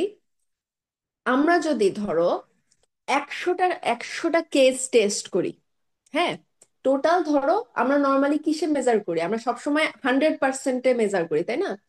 তো 100টা কেস যদি মেজার করি, 5% লেভেল অফ সিগনিফিকেন্স বলতে বোঝায় এই যে 100টা কেসের মধ্যে 95% ক্ষেত্রে আমি যা রেজাল্ট পেয়েছি, মানে এজ কমলে এডুকেশন বাড়বে, এই যে রেজাল্টটা পেয়েছি এটা অবশ্যই তাই হবে। মানে 95টা কেসে অবশ্যই আমি যা রেজাল্ট পেয়েছি তাই হবে। 5টা কেসে, বাকি যে 5টা কেস আছে সেই 5টা কেসে এটা হতেও পারে নাও পারে, এটা সত্য হতেও পারে নাও পারে, এটার গ্যারান্টি আমার রেজাল্টটা দিতে পারছে না। সিমিলারলি 1% লেভেলের ক্ষেত্রে 99টা কেসে আমি যেই রেজাল্ট পেয়েছি সেটাই হবে, মাত্র একটা কেসে এটা হতেও পারে নাও পারে। তাহলে কোনটা বেশি অ্যাকিউরেট এখান থেকেই বোঝা যাচ্ছে। 99টা কেসে যখন আমি বলতে পারছি যে আমার রেজাল্টটা কারেক্ট, তার মানে 1% level of significance is more accurate than 5% level of significance. সেজন্যই এখানে স্টার হচ্ছে এই যে দুটো, এবং 1%-এর ক্ষেত্রে স্টার হয় একটা। ঠিক আছে। সেকেন্ড, এই যে রিলেশনশিপটা দেখো, স্যাটিসফ্যাকশন, লাইফ স্যাটিসফ্যাকশনের সাথে এই যে এই ভেরিয়েবল গুলোর সম্পর্ক, লাইফ স্যাটিসফ্যাকশনের সাথে এডুকেশনের সম্পর্ক তো আমরা এখান থেকেই পেয়েছি। এখন লাইফ স্যাটিসফ্যাকশনের সাথে এজ এর সম্পর্ক কি আসছে দেখি, -0.030, বাট কোনো স্টার নেই, তার মানে এটা আমার সিগনিফিকেন্ট না, আমার এটা নিয়ে মাথা ব্যথার কারণ নেই। আবার ইনকামের দেখো, ইনকাম পজিটিভলি সিগনিফিকেন্ট, একটা স্টারও আছে। তাহলে ইনকাম যত বেশি হবে লাইফ স্যাটিসফ্যাকশন তত বেশি হবে। এটা আমরা কত পার্সেন্ট সিগনিফিকেন্সে বলতে পারছি? 5% লেভেল সিগনিফিকেন্সে বলতে পারছি। মানে 95টা কেসে মানুষের ইনকাম যত বেশি হবে লাইফ স্যাটিসফ্যাকশন তত বেশি হবে, আবার ইনকাম যদি কম হয় লাইফ স্যাটিসফ্যাকশন কম হবে। এই হচ্ছে কোরিলেশন অ্যানালাইসিসের আমার মেইন যে ইন্টারপ্রিটেশন, সেটা বোঝা গেছে? জি ম্যাম। জি ম্যাম। ওকে, এইটা হচ্ছে আমরা স্পিয়ারম্যান র্যাঙ্ক কোরিলেশন। আমরা তাহলে একটু রিক্যাপ যদি করি, স্পিয়ারম্যান র্যাঙ্ক কোরিলেশন কখন করি? যখন আমাদের অর্ডিনাল লেভেলের দুটো ভেরিয়েবলের মধ্যে আমার রিলেশনশিপ দেখতে চাই তখন, এবং নন নর্মালি ডিস্ট্রিবিউটেড যদি কোনো কন্টিনিউয়াস ভেরিয়েবল থাকে তাদের ক্ষেত্রেও আমরা স্পিয়ারম্যান র্যাঙ্ক কোরিলেশন দেখতে পারি। এখন পিয়ারসন র্যাঙ্ক কোরিলেশন কখন দেখতে পারি? যে 2 নাম্বার আমাদের কোরিলেশনটা ছিল পিয়ারসন র্যাঙ্ক কোরিলেশন, সেটা আমরা নর্মালি নর্মাল ডিস্ট্রিবিউশন যেসব ডেটার ক্ষেত্রে আছে সেগুলোর ক্ষেত্রে দেখি। এটা কিভাবে দেখি? সেম অ্যানালাইজে যে, কোরিলেটে যে, বাইভেরিয়েট, বাইভেরিয়েটে যে আমাদের যেই নর্মাল লেভেলের ডেটা আছে, ধরা যাক আমি ধরে নেই আমার নর্মাল লেভেলের ডেটা হচ্ছে আহ এই যে ডিজায়ার, হায়ার স্টাডি, হায়ার স্টাডির ডিজায়ার, এটা এক্সারসাইজ আওয়ার, একটা মানুষের এক্সারসাইজ আওয়ার এপাশে নিয়ে আসলাম, ডিজায়ারটাকে নিয়ে আসলাম। আমি ধরে নিচ্ছি এগুলো ভেরিয়েবল আসলে দেখানোর জন্য আমি দেখাচ্ছি, কিন্তু মিনিংফুল হতে গেলে আমার সেভাবে রিসার্চটা সেভাবে গোছানো থাকতে হবে। এটা যেহেতু ডেমো ডেটা, রিসার্চটা সেভাবে গোছানো নেই, সেহেতু আমি জাস্ট এক্সাম্পলের জন্য এই ভেরিয়েবল গুলো আনছি, কিভাবে করতে হয় আমি সেটা দেখাচ্ছি। ওকে, তাহলে এক্সারসাইজ, একটা মানুষ কত ঘন্টা এক্সারসাইজ করে পার ডে সেটা একটা দেখাচ্ছি। ডিজায়ার, হায়ার স্টাডি ডিজায়ার আছে কিনা সেটা দেখাচ্ছি। আহ তার ওয়েট দেখাচ্ছি। ওকে, সে দিনে কতটুকু ক্যালোরি ইনটেক করে সেটা দেখাই। ওকে, এগুলো দেখালাম। তাহলে স্পিয়ারম্যানের সময় আমি কি করেছিলাম, এই যে কোরিলেশন কোএফিসিয়েন্টের সময় কি করেছিলাম, স্পিয়ারম্যানটা সিলেক্ট করেছিলাম। এখানে দরকার নেই, আমাদের ডিফল্ট হিসেবে সফটওয়্যারে পিয়ারসনটা সিলেক্ট করাই থাকে, তাহলে আমাদের এখানে আর কিছু করার দরকার নেই। ভেরিয়েবল গুলো এপাশে আনবো, এনে এখানে জাস্ট পিয়ারসনে ক্লিক করে দিলে যদি ওকে দেই তাহলেই আমার চলে আসবে। এখানে কি দেখা যাচ্ছে, এক্সারসাইজ আওয়ার, আমি বলেছি যে এটা একটা ম্যাট্রিক্স আকারে আসবে। আমি যদি এই ওয়ান বরাবর এটাকে ভাঁজ করি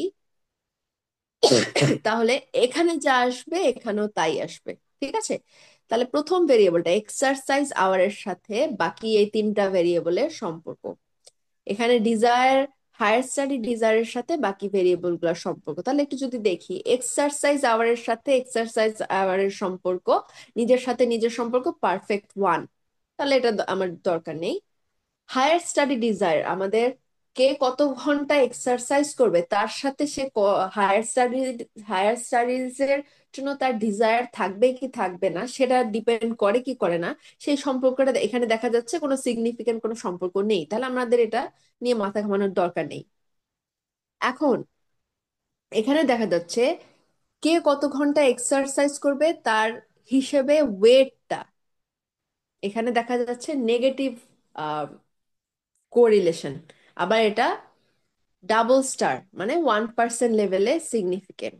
তাহলে এখানে কি বলতে পারি, এক্সারসাইজ আওয়ার, যত বেশি ঘন্টা সে এক্সারসাইজ করবে তার ওয়েট তত কমবে, যেহেতু উল্টা উল্টা সম্পর্ক। তাহলে একজন মানুষ যত বেশি ঘন্টা এক্সারসাইজ করবে তার ওয়েট তত বেশি কমবে। এই যে এটাই এই সম্পর্কটার ইন্টারপ্রিটেশন। পরেরটার সাথে দেখি, এটাও কোনো সিগনিফিকেন্ট নেই, তাহলে এটা নিয়ে আমার মাথা ঘামানোর দরকার নেই। এই হচ্ছে আমার নর্মালি পিয়ারসন বা স্পিয়ারম্যান। ইন্টারপ্রিটেশন সবগুলোরই এক, বাট দুটো ডেটা লেভেল ভিন্ন, ডেটা লেভেল অনুযায়ী আমার কোরিলেশনের টাইপ ভিন্ন, এবং আহ, আহ, কোন কোরিলেশন কখন ইউজ করব এটা আমাকে ডিসাইড করতে হবে কোন লেভেলের আমার ডেটা আছে সেটার উপর। এবং অ্যানালাইজটা আমরা দেখলাম কিভাবে করি, কোথায় যাই অ্যানালাইসে, যে কোরিলেটে যে যেহেতু দুটো ভেরিয়েবলের দেখছি তাই বাইভেরিয়েট সিলেক্ট করে আমার ভেরিয়েবল গুলো এখানে এনে পিয়ারসন হলে পিয়ারসন সিলেক্ট করব, স্পিয়ারম্যান হলে স্পিয়ারম্যান সিলেক্ট করে ওকে করলেই আমার আউটপুট উইন্ডোতে আমার রেজাল্ট চলে আসবে। এটা হচ্ছে কোরিলেশন অ্যানালাইসিস। আরেকটা কোরিলেশন ছিল পার্শিয়াল কোরিলেশন, এটাও দুটো ভেরিয়েবলের মধ্যে সম্পর্ক দেখে, বাট এখানে আরেকটা থার্ড ভেরিয়েবলকে আমরা কন্ট্রোল ভেরিয়েবল হিসেবে রাখি, সেই ভেরিয়েবলটাকে কনস্ট্যান্ট রেখে, সেই ভেরিয়েবলটা এমন হতে হবে যেই ভেরিয়েবলটা বাকি দুটো ভেরিয়েবলকে ইনফ্লুয়েন্স করবে। আমরা এখানে দেখি তো একটু তিনটা ভেরিয়েবলের কথা যদি বলি, যে এক্সারসাইজ আওয়ার, ওয়েট এবং ক্যালোরি ইনটেক। ধরা যাক আমরা প্রতিদিন কতটুকু ক্যালোরি ইনটেক করব সেটা কনস্ট্যান্ট, এই ক্যালোরি ইনটেকের উপরই তো আমার এক্সারসাইজ আওয়ার, কত ঘন্টা আমি এক্সারসাইজ করব বা আমার ওয়েট কতটুকু বাড়বে বা কমবে, এটা তো আমার ক্যালোরি ইনটেকের উপর ডিপেন্ড করে। তাহলে এই ক্যালোরি ইনটেক ভেরিয়েবলটা এক্সারসাইজ আওয়ার প্লাস ওয়েটকে ইনফ্লুয়েন্স যেহেতু করছে, এই ক্যালোরি ইনটেক ভেরিয়েবলটাকে আমরা কন্ট্রোল ভেরিয়েবল হিসেবে বা কনস্ট্যান্ট ভেরিয়েবল হিসেবে রাখবো। পার্শিয়াল কোরিলেশনের সাথে আমার পিয়ারসন এবং স্পিয়ারম্যান কোরিলেশনের পার্থক্য হচ্ছে এখানে একটা থার্ড ভেরিয়েবলকে আমরা কন্ট্রোল ভেরিয়েবল হিসেবে রাখি, যেই ভেরিয়েবলটা অন্য দুটো ভেরিয়েবলকে এফেক্ট করে বা ইনফ্লুয়েন্স করে। তাহলে এই কোরিলেশনটা কিভাবে করব? অ্যানালাইজে যাব, সেম কোরিলেট। এখানে আমরা বাইভেরিয়েট সিলেক্ট না করে, বাইভেরিয়েট বলতে বুঝিয়েছিলাম দুটো ভেরিয়েবলের সম্পর্ক, এখানে যেহেতু তিনটে ভেরিয়েবল আর এখানে আমি পার্শিয়াল কোরিলেশন করছি, এই যে পার্শিয়াল অপশন, এটা ক্লিক করলেই দেখো এখানে আমরা কি কি কি আছে উইন্ডো গুলোতে, এগুলো আমার ভেরিয়েবল। এই ভেরিয়েবল হচ্ছে যেই দুটো ভেরিয়েবলের আমরা সম্পর্ক দেখতে চাচ্ছি, এবং কন্ট্রোল ভেরিয়েবল যেই ভেরিয়েবলটাকে কনস্ট্যান্ট বা যেই ভেরিয়েবলটার ইনফ্লুয়েন্স আছে সেটাকে এটাতে ফেলবো। তাহলে আমরা কোন তিনটা ভেরিয়েবল নিয়ে কথা বলছিলাম? কত ঘন্টা এক্সারসাইজ করব, ওয়েট বাড়বে না কমবে সেটা, এবং ক্যালোরি ইনটেকটা প্রতিদিনের জন্য কনস্ট্যান্ট, সেজন্য এটাকে কন্ট্রোল ভেরিয়েবলের এখানে রেখে ওকে যদি ক্লিক করি, তাহলেই কন্ট্রোল হিসেবে আছে ক্যালোরি ইনটেক। এখন আমাদের এই দেখা যাচ্ছে, দেখো এক্সারসাইজের সাথে ওয়েটের যে সম্পর্ক -0.993, এখানে স্টার হিসেবে দেখাবে না, বাট এই যে সিগনিফিকেন্স এখানে 0.000, এটার মানেই হচ্ছে এটা 0.1% লেভেলে সিগনিফিকেন্ট। ঠিক আছে, 0.1, আমাদের তিনটা লেভেলের সিগনিফিকেন্টের কথা বলছি, 5%, 1% এবং 0.1%। 0.1% মানে হচ্ছে 99.9% কেসে এটা অ্যাকিউরেট, এই রেজাল্টটাই আসবে। বাকি 0.1% ক্ষেত্রে এটা আসতেও পারে নাও আসতে পারে। এই যে 0.000, এটার মানে হচ্ছে 0.1% লেভেলে সিগনিফিকেন্ট। এখানে যদি 0.001 থাকতো তখন আমরা বলতাম এটা 1% লেভেলে সিগনিফিকেন্ট, কিন্তু যেহেতু 0.001 আছে, সো এটা হচ্ছে 0.1 লেভেলে সিগনিফিকেন্ট। এবং এটা বলছে আমরা আমরা যত বেশি ঘন্টা এক্সারসাইজ করব, যেহেতু নেগেটিভ কোরিলেশন, যত বেশি ঘন্টা এক্সারসাইজ করব আমাদের ওয়েট তত কমবে। ঠিক আছে, বোঝা গেছে? কারো কোনো কোয়েশ্চেন আছে? রেসপন্স করতে হবে, আমরা আছি না নাই সেটা একটু বলতে হবে। জি ম্যাম। এই হচ্ছে আমাদের কোরিলেশন অ্যানালাইসিস। কারো কোনো কোয়েশ্চেন আছে কোরিলেশন অ্যানালাইসিস নিয়ে?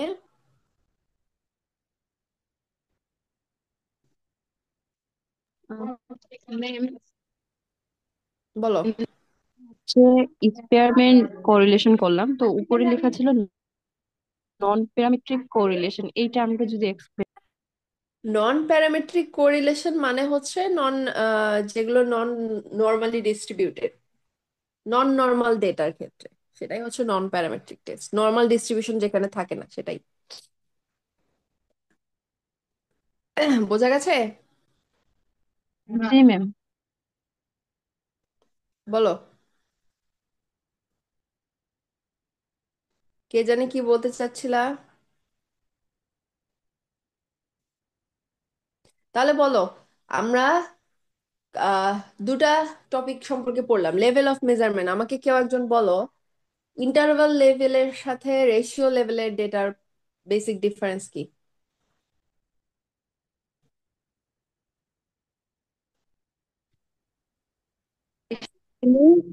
প্রকৃত শূন্য থাকে, মানে আমি বলতে পারবো যে এটা দ্বিগুণ বা তিনগুণ, কিন্তু ইন্টারভালে প্রকৃত শূন্য থাকে না, এটাই। উদাহরণ দাও।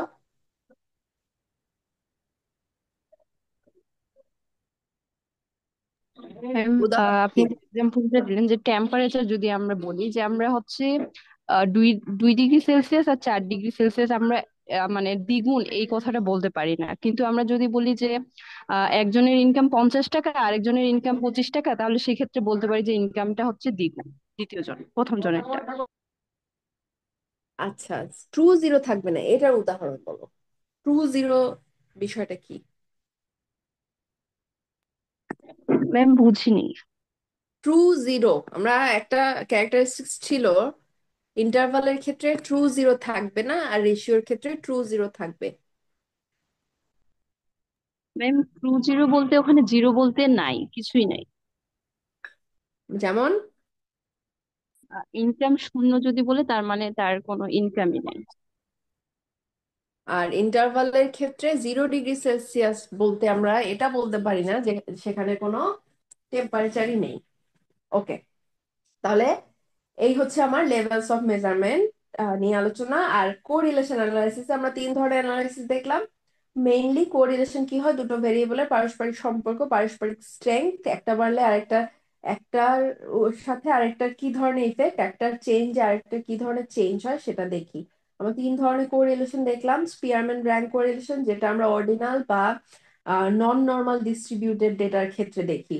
এটা একটা non parametric test. Non parametric test মানে হচ্ছে এই এই ডেটায় নর্মাল ডিস্ট্রিবিউশন থাকে না। আর একটা দেখলাম পিয়ারসন, যেখানে ডেটাটা নর্মালি ডিস্ট্রিবিউটেড। সেই নর্মালি ডিস্ট্রিবিউটেড ডেটার ক্ষেত্রে আমরা পিয়ারসন কোরিলেশন দেখে থাকি। ফাইনালি দেখলাম পার্শিয়াল কোরিলেশন, যেখানে আমরা নর্মালি কি করি, দুটো ভেরিয়েবলের সম্পর্ক দেখি কোরিলেশনের মাধ্যমে। পার্শিয়ালে এমন একটা থার্ড ভেরিয়েবল থাকে যেটা বাকি যে দুটো ভেরিয়েবলকে আমরা মেজার করছি বা দুটো ভেরিয়েবলকে অ্যানালাইসিস করছি, সেই ভেরিয়েবল দুটোর উপর যার ইফেক্ট থাকে, এবং ওই ভেরিয়েবলটাকে, থার্ড ভেরিয়েবলটাকে আমরা কনস্ট্যান্ট হিসেবে রেখে কন্ট্রোল ভেরিয়েবল হিসেবে ইউজ করি। এটাই হচ্ছে পার্শিয়াল কোরিলেশন। আমরা অ্যানালাইজে যে কোরিলেট অপশনে যে বাইভেরিয়েট ইউজ করলে পার্শিয়াল এবং স্পিয়ারম্যান র্যাঙ্ক কোরিলেশন পাই, এবং ওখানে পার্শিয়াল কোরিলেশন ইউজ করলে আমরা পাই হচ্ছে তোমার হচ্ছে পার্শিয়াল অপশন ইউজ করলে পার্শিয়াল কোরিলেশন করতে পারি। আর কোরিলেশনের ক্ষেত্রে স্পিয়ারম্যান যখন করব, বাইভেরিয়েটে যে আমরা যখন ভেরিয়েবল গুলো দেয়া হয়ে যাবে তখন পিয়ারসনের টিকটা উঠিয়ে দিয়ে স্পিয়ারম্যানের টিক দিয়ে দেবো, তাহলেই হবে। এই হচ্ছে আমাদের কোরিলেশন অ্যানালাইসিস এর কথাবার্তা। এখন আসি রিগ্রেশন অ্যানালাইসিস, আমাদের আজকের যে সেকেন্ড টপিক, সেটা রিগ্রেশন অ্যানালাইসিস কি। রিগ্রেশন অ্যানালাইসিস দিয়ে আমরা কি দেখি? কোরিলেশনে আমরা দুটো ভেরিয়েবলের পারস্পরিক সম্পর্ক দেখি। রিগ্রেশন অ্যানালাইসিস আমরা কি দেখি বলো?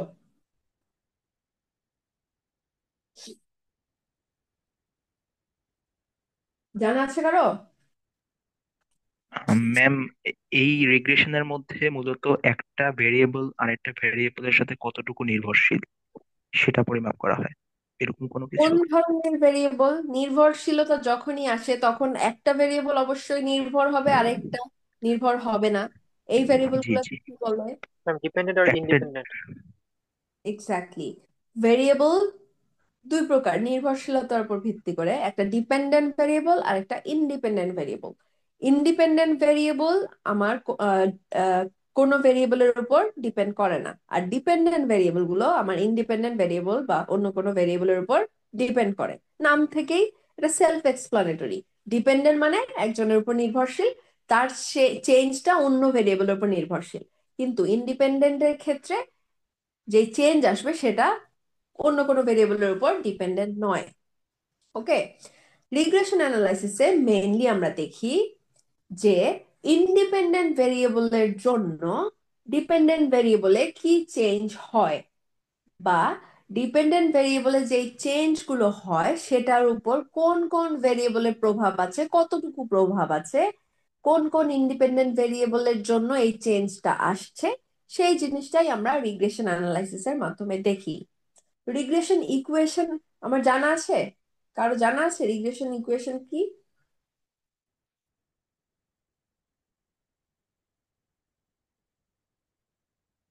জানি আমরা। মেইন লেফট দেখি, আর হচ্ছে রাইট সাইডে ডিপেন্ডেন্ট ভেরিয়েবল গুলো রাখা হয়, আর তার সাথে ডিপেন্ডেন্ট একটা ভেরিয়েবল হচ্ছে গুলো বলছো, কিন্তু ডিপেন্ডেন্ট ভেরিয়েবল গুলো বলছো। মেম ডিপেন্ডেন্ট ভেরিয়েবল এক বা একাধিকও থাকতে পারে, তাই বলছি। হলো না। মেইনলি রিগ্রেশন অ্যানালাইসিসের ইকুয়েশন হচ্ছে y equal to alpha plus beta X. y হচ্ছে ডিপেন্ডেন্ট ভেরিয়েবল, কার উপর নির্ভর করবে সেটা থাকবে রাইট সাইডে। লেফট সাইডে, ইকুয়ালের লেফট সাইডে থাকবে ডিপেন্ডেন্ট ভেরিয়েবল, সেটা যাদের উপর নির্ভর করবে আমার ইন্ডিপেন্ডেন্ট ভেরিয়েবল, এবং সাথে আছে alpha plus beta X. Alpha plus beta X. Alpha কি?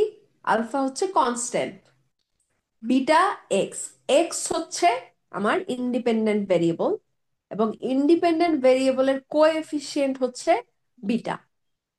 Y equal beta, sorry, Y equal alpha plus beta X. Y depend করে আমার ইন্ডিপেন্ডেন্ট ভেরিয়েবলের উপর, সাথে আরো অনেক জিনিস আছে যেটা ইকুয়েশনের মাধ্যমে প্রকাশ পাচ্ছে, যেমন আলফা কনস্ট্যান্ট। একটা উদাহরণ দেখো, আমি একটা জমিতে ধান চাষ করব, ঠিক আছে? এখন ধান চাষ করার ক্ষেত্রে আমি যদি কোনো ধরনের ফার্টিলাইজার, পেস্টিসাইড বা নিউট্রিয়েন্ট প্রোভাইড না করি, তাহলে কি আমার প্রোডাকশন হবে?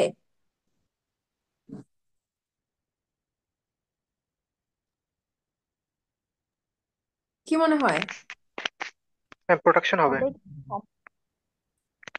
কোনো ধরনের ইনপুট না দিলেও যদি আমি ফার্টিলাইজার বা আহ, বিভিন্ন ধরনের নিউট্রিয়েন্ট সাপ্লাই বা পেস্টিসাইড কোনো ধরনের ইনপুট না দিলেও একটা প্রোডাকশন কিন্তু হবে।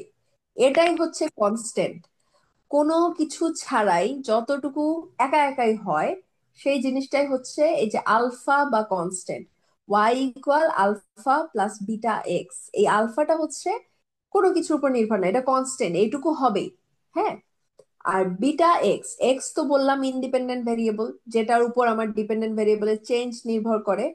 এখন কতটুকু চেঞ্জ হয়, এই যে চেঞ্জটার কথা বলছি, এক্স তো ইন্ডিপেন্ডেন্ট ভেরিয়েবল, কিন্তু এক্স এর জন্য ওয়াই এ কতটুকু চেঞ্জ হয়, সেই কতটুকুর অ্যান্সারটাই হচ্ছে বিটা।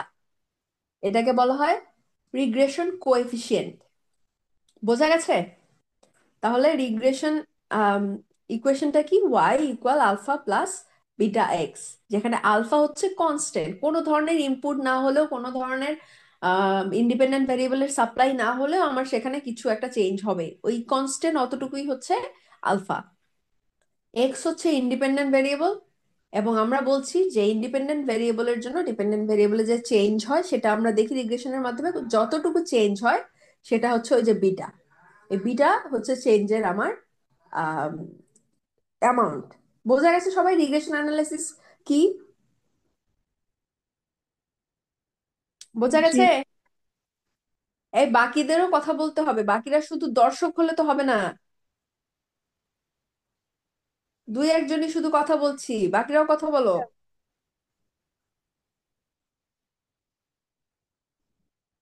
আচ্ছা, আমি একটু দেখি কারা কারা আছি।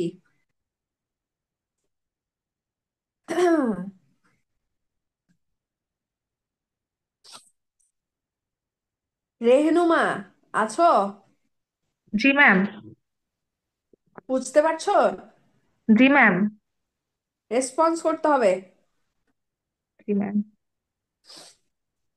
আচ্ছা, এখন আমাদের রিগ্রেশন অ্যানালাইসিসে আউটলাইনে ছিল আমরা তিন ধরনের রিগ্রেশন অ্যানালাইসিস আজকে শিখবো, ঠিক আছে?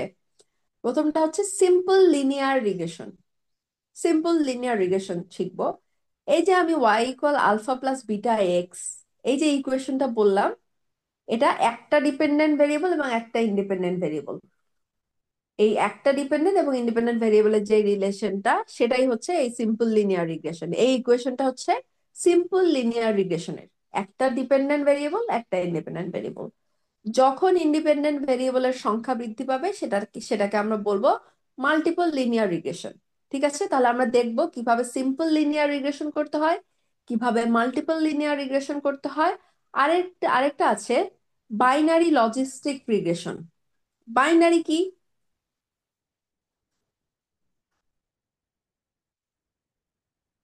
বলো, বাইনারি কি?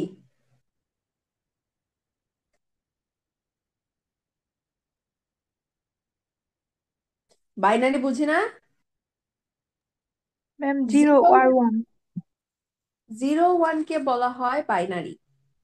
এটা হচ্ছে এই দুটো ভেরিয়েবল, আমরা যখন বাইনারি লজিস্টিক রিগ্রেশন করা শিখবো তখন এটা নিয়ে ডিটেলস আলোচনা করব। আমার ডিপেন্ডেন্ট ভেরিয়েবলটা যখন আমরা শুধুমাত্র দুটো অপশন দিয়ে মেজার করি, দুটো রেসপন্স দিয়ে মেজার করি, যেমন জিরো ওয়ান, এই যে জেন্ডার ভেরিয়েবলটা আছে, জেন্ডার ভেরিয়েবলটা আমরা 0 1 দিয়ে মেজার করেছি। আমার রেসপন্সটা যখন এরকম 0 1 হবে তখন আহ সেটা যখন এটা ডিপেন্ডেন্ট ভেরিয়েবল হিসেবে আমি কনসিডার করব, তখন যেই অ্যানালাইসিসটা আমরা রিগ্রেশনে করব সেটা হচ্ছে বাইনারি লজিস্টিক রিগ্রেশন। যখন আমার ডিপেন্ডেন্ট ভেরিয়েবলটা বাইনারি ভেরিয়েবল হবে তখন আমরা বাইনারি লজিস্টিক রিগ্রেশন ইউজ করব। আর অন্যান্য ক্ষেত্রে, বাইনারি ছাড়া অন্যান্য ক্ষেত্রে নর্মালি কন্টিনিউয়াস ভেরিয়েবল যেগুলো আছে, যেগুলো নিউমেরিক্যাল ভ্যালু আছে, বা এই যে আমরা এতক্ষণ যেগুলো নিয়ে কোরিলেশন করলাম, normally distributed data, normal response, যেমন এজ হতে পারে, এডুকেশন হতে পারে, এই ধরনের ভেরিয়েবল গুলো যখন থাকবে তখন আমরা সিম্পল লিনিয়ার রিগ্রেশন, যখন আমাদের দুইটা ভেরিয়েবল থাকবে, একটা ডিপেন্ডেন্ট এবং একটা ইন্ডিপেন্ডেন্ট, আর যখন ডিপেন্ডেন্ট একটা এবং ইন্ডিপেন্ডেন্ট অনেকগুলো, তখন যেই রিগ্রেশনটা সেটা হচ্ছে মাল্টিপল লিনিয়ার রিগ্রেশন। ওকে, এখন আমরা প্রথমে দেখব সিম্পল লিনিয়ার রিগ্রেশন কিভাবে আমরা করব। কোথায় যাব বলো? যে কোনো ধরনের অ্যানালাইসিসের জন্য আমরা কোথায় যাব? অ্যানালাইসে। গেলাম অ্যানালাইজে। এখানে কোথায় যাব, তারপর কোথায় যাব? রিগ্রেশন। এই যে দেখো কোরিলেশনের নিচেই আছে রিগ্রেশন, এখানে যাব। এখানে গেলেই দেখো ডান পাশে কত ধরনের রিগ্রেশন আছে। লিনিয়ার, এখানে লিনিয়ার আছে, বাইনারি লজিস্টিক, মাল্টিনোমিনাল লজিস্টিক, অর্ডিনাল, প্রবিট, অনেক ধরনের। আমরা শুধু কি নিয়ে কথা বলবো? লিনিয়ারটা নিয়ে এবং বাইনারি বাইনারি লজিস্টিক নিয়ে কথা বলবো। প্রথমে আমরা একটু লিনিয়ারটাকে একটু দেখি, লিনিয়ারে কি আছে। ওপেন করলেই আমার কি আসে? এই যে আমার ভেরিয়েবল লিস্ট, আমার ডিপেন্ডেন্ট ভেরিয়েবল এবং ইন্ডিপেন্ডেন্ট ভেরিয়েবল। আমরা কি করছি? আমরা সিম্পল লিনিয়ার রিগ্রেশন দেখতে চাচ্ছি। সিম্পল লিনিয়ার রিগ্রেশনে কি আছে? একটা ভেরিয়েবল থাকবে যেটা ডিপেন্ডেন্ট এবং একটা ইন্ডিপেন্ডেন্ট। আমরা কি দেখতে চাচ্ছি? যে দেখি আমার ধরা যাক আমার যে ইনকাম ভেরিয়েবলটা আছে সেটা আমরা ডিপেন্ডেন্ট ভেরিয়েবল হিসেবে ইউজ করব। আমার ধরে নিলাম ইনকাম আমার ডিপেন্ডেন্ট ভেরিয়েবল, যেটা যেটাকে আমরা এডুকেশন দ্বারা দেখতে চাই, যে এডুকেশনটা ইনকামের চেঞ্জে কোনো প্রভাব ফেলে কি ফেলে না, দেখলাম। আচ্ছা, এখন কি করব? আমার ডিপেন্ডেন্ট একটা সিলেক্ট করলাম, ইন্ডিপেন্ডেন্ট একটা সিলেক্ট করলাম। আমি যেহেতু সিম্পল লিনিয়ার রিগ্রেশন তাই একটা, এখানে আর কিছু চেঞ্জ করলাম না। আমরা একটু স্ট্যাটিস্টিক্সে যাব। স্ট্যাটিস্টিক্সে যে এখানে এস্টিমেট তো আছেই, মডেল ফিট আছে, এখানে যে আর স্কোয়ার চেঞ্জ, হ্যাঁ, এটা আমরা সিলেক্ট করে নিব। আর স্কোয়ার চেঞ্জ সিলেক্ট করে নিয়ে এখানে কোলিনিয়ারিটি ডায়াগনস্টিক, এই যে আমরা ভেরিয়েবল গুলো সিলেক্ট করলাম এরা একে অপরের সাথে আবার কোরিলেটেড কিনা, বা এখানে কোলিনিয়ারিটি, এগুলো আরো অ্যাডভান্স লেভেলের কথাবার্তা, এগুলো নিয়ে ডিটেলস আমরা কথা না বলে আমরা সিলেক্ট করে রাখলাম। আর ডারবিন ওয়াটসন, এইটুকু। এগুলো সিলেক্ট না করলেও হয়, তোমার দরকার নেই। এখন আমরা যেহেতু সিম্পলি ইয়ে করছি, দরকার নেই। জাস্ট এখানে এসে এস্টিমেট, মডেল ফিট এবং আর স্কোয়ার চেঞ্জ, এই তিনটা অপশন আমাদের সিলেক্ট করা থাকবে। কন্টিনিউ, জাস্ট ওকে দিয়ে দেখি কি আসে। দেখো আমার রিগ্রেশনের রেজাল্ট আসলো। ঠিক আছে, এটা হচ্ছে আমার মডেল সামারি। আমরা যখন রিগ্রেশন অ্যানালাইসিস করি তখন এটা একটা আমার ওই যে Y equal alpha plus beta X এর উপর ভিত্তি করে একটা মডেল গঠন করে। হ্যাঁ, এখানে দেখো আর আছে, আর স্কোয়ার আছে, অ্যাডজাস্টেড আর স্কোয়ার আছে। আমাদের কি কি দেখতে হবে এখানে? এই যে আর স্কোয়ার এবং অ্যাডজাস্টেড আর স্কোয়ার এটা দেখবো, আর এই যে সিগনিফিকেন্ট এফ চেঞ্জ এটা দেখবো। আচ্ছা, আর স্কোয়ার কি? এখানে আছে 0.280। এটাকে যদি আমরা পার্সেন্টেজে বিবেচনা করি তাহলে এটা 28% হয়। হ্যাঁ, 100 দ্বারা গুণ করলেই পার্সেন্ট আমরা এটা পাবো। তাহলে 28% আর স্কোয়ার। এটার অর্থ কি?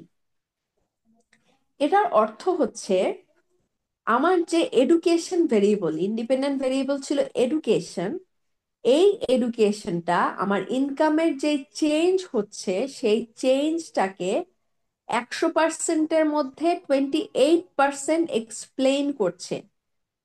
ঠিক আছে, বাকি যে পার্সেন্টেজটা আছে সেটা এডুকেশন এক্সপ্লেইন করতে পারছে না। তার মানে অন্য আরো কোনো হয়তো বা ভেরিয়েবল থাকতে পারে যারা ওই বাকি পার্সেন্টেজটুকু এক্সপ্লেইন করবে। একটা মানুষের ইনকাম কেমন হবে এডুকেশন ভেরিয়েবলটা আমার সেটা 100%-এর মধ্যে 28% এক্সপ্লেইন করবে, এবং এটা এই যে 0.000 মানে কি বলেছিলাম, 0.1% লেভেলে সিগনিফিকেন্ট, তার মানে এটা হাইলি সিগনিফিকেন্ট। বাট এডুকেশন ভেরিয়েবলটা সোললি 100%-এর মধ্যে 28% আমার যেই ভেরিয়েশন, আমার ইনকাম কেমন হবে না হবে সেটা এক্সপ্লেইন করছে। এটা একটা বিষয় দেখলাম। অ্যানোভা টেবিলে দেখবো এই যে এফ স্ট্যাটিস্টিক্স, এফ এর মানটা আমার সিগনিফিকেন্ট কিনা। যদি এফ এর মান সিগনিফিকেন্ট না হয়, তাহলে আমরা মানে এইটা নিয়ে আর ফার্দার আগাবো না, আমরা বলতে পারবো না যে এই মডেলটা সিগনিফিকেন্ট। আমার এফ এর মান 0.1% লেভেলে সিগনিফিকেন্ট, তার মানে আমার মডেলটা ঠিক আছে, আমার রিগ্রেশন অ্যানালাইসিস যে রেজাল্টটা দিচ্ছে সেটা ভালোভাবেই প্রেডিক্ট করতে পারছে। এখন দেখো, এই যে আমরা আলফার কথা বলেছিলাম কনস্ট্যান্ট, এটা আমরা দেখবো না, আমরা দেখবো এই যে এডুকেশন কোএফিসিয়েন্ট। আমরা ওই যে বলেছি আলফা প্লাস বিটা এক্স, বিটার মান কোথা থেকে পাবো? বিটার মান পাবো এই যে স্ট্যান্ডার্ডাইজড কোএফিসিয়েন্ট বেটা, এডুকেশনের স্ট্যান্ডার্ডাইজড কোএফিসিয়েন্ট বেটা 0.529। মানে আমার এডুকেশন যদি 1 ইউনিট আমি পরিবর্তন করি, আমার ইনকাম 0.529 ইউনিট বাড়বে না কমবে? বলো তো। বাড়বে। কেন বাড়বে? কারণ এটা পজিটিভ সাইন আছে তাই। এবং এটা আমরা জোর দিয়ে কখন বলতে পারবো? যখন এই যে 0.1% লেভেলে সিগনিফিকেন্ট, আমরা সবসময় সিগনিফিকেন্ট লেভেলটা দেখবো, এটা 0.000। তার মানে আমরা জোর দিয়ে বলতে পারবো একজন মানুষের এডুকেশন যদি 1 ইউনিট বাড়াই, তাহলে আমার ইনকাম 0.529 ইউনিট হারে বাড়বে, আর যদি কমাই তাহলে 0.529 ইউনিট হারে কমবে। এটাই হচ্ছে প্রেডিকশন। প্রথমে আমরা কি তাহলে দেখলাম যে কত পার্সেন্ট আমার 100% ইনকামকে এক্সপ্লেন করতে করার ক্ষেত্রে। আচ্ছা, আজানটা শেষ হোক, আমরা তারপরে একটু ইয়ে করি, হ্যাঁ।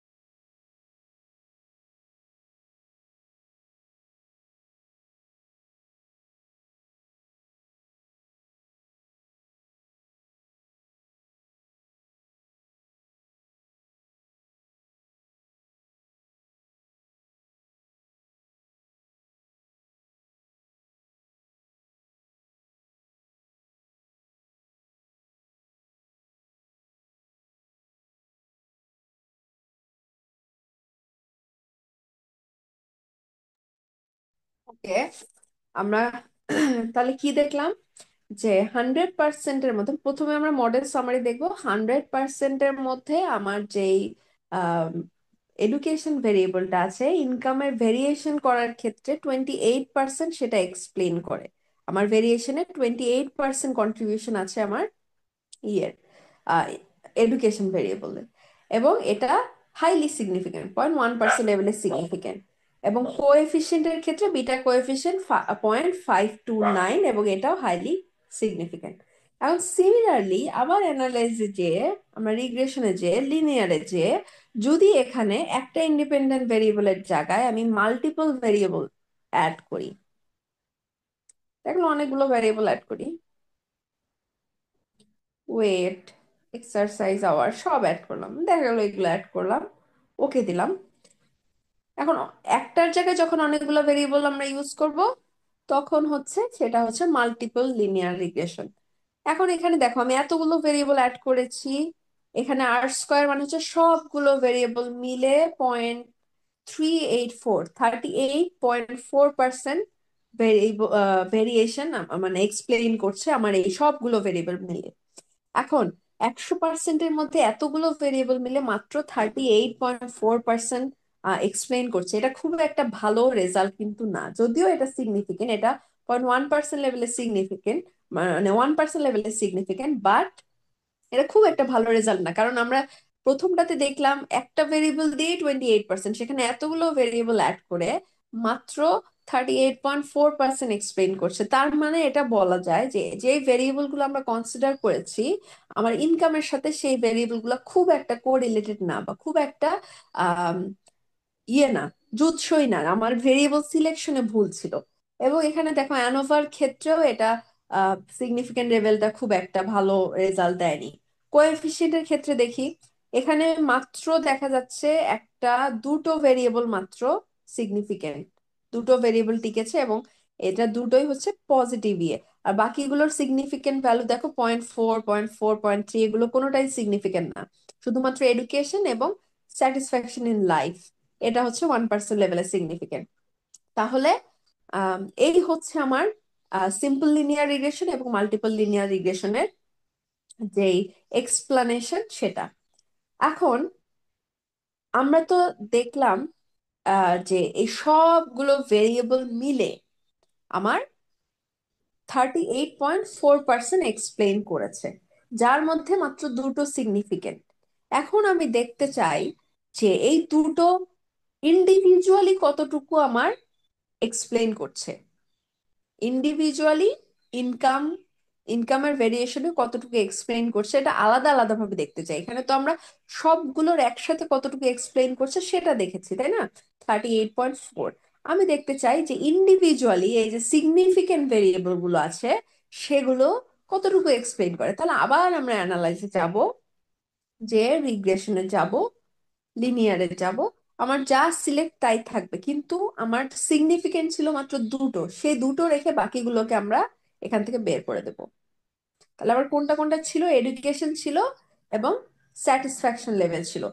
এখানে মেথডটা এন্টার সিলেক্ট করা ছিল প্রথমটাতে, আমরা যখন প্রথম স্টেপ করি তখন শুধু এন্টার সিলেক্ট ছিল, কিন্তু এখানে আমরা যখন ইন্ডিভিজুয়াল লেভেলের কন্ট্রিবিউশন দেখব তখন এখানে মেথডটা স্টেপ ওয়াইজ করে দেব, এন্টারের জায়গায় স্টেপ ওয়াইজ করে দেব। স্ট্যাটিস্টিক্সে আর স্কোয়ার চেঞ্জটা সিলেক্ট করে কন্টিনিউ যদি করি, ওকে চাপলেই এই যে আমার ইন্ডিভিজুয়াল লেভেলে কে কতটুকু এক্সপ্লেইন করছে সেটা আসছে। তাহলে এডুকেশন করছে 28% এবং স্যাটিসফ্যাকশন, লাইফ স্যাটিসফ্যাকশন করছে 8.1% লেভেল, মানে 1% কন্ট্রিবিউট করছে আমার ইনকামকে এক্সপ্লেইন করার ক্ষেত্রে।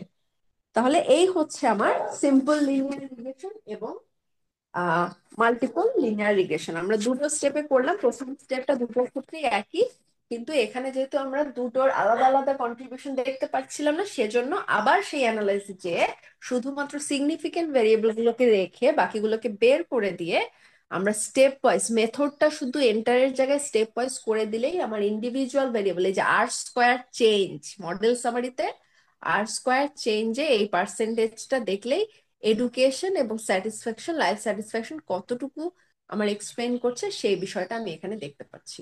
এই আমার সিম্পল লিনিয়ার রিগ্রেশন এবং মাল্টিপল লিনিয়ার রিগ্রেশন। বোঝা গেছে?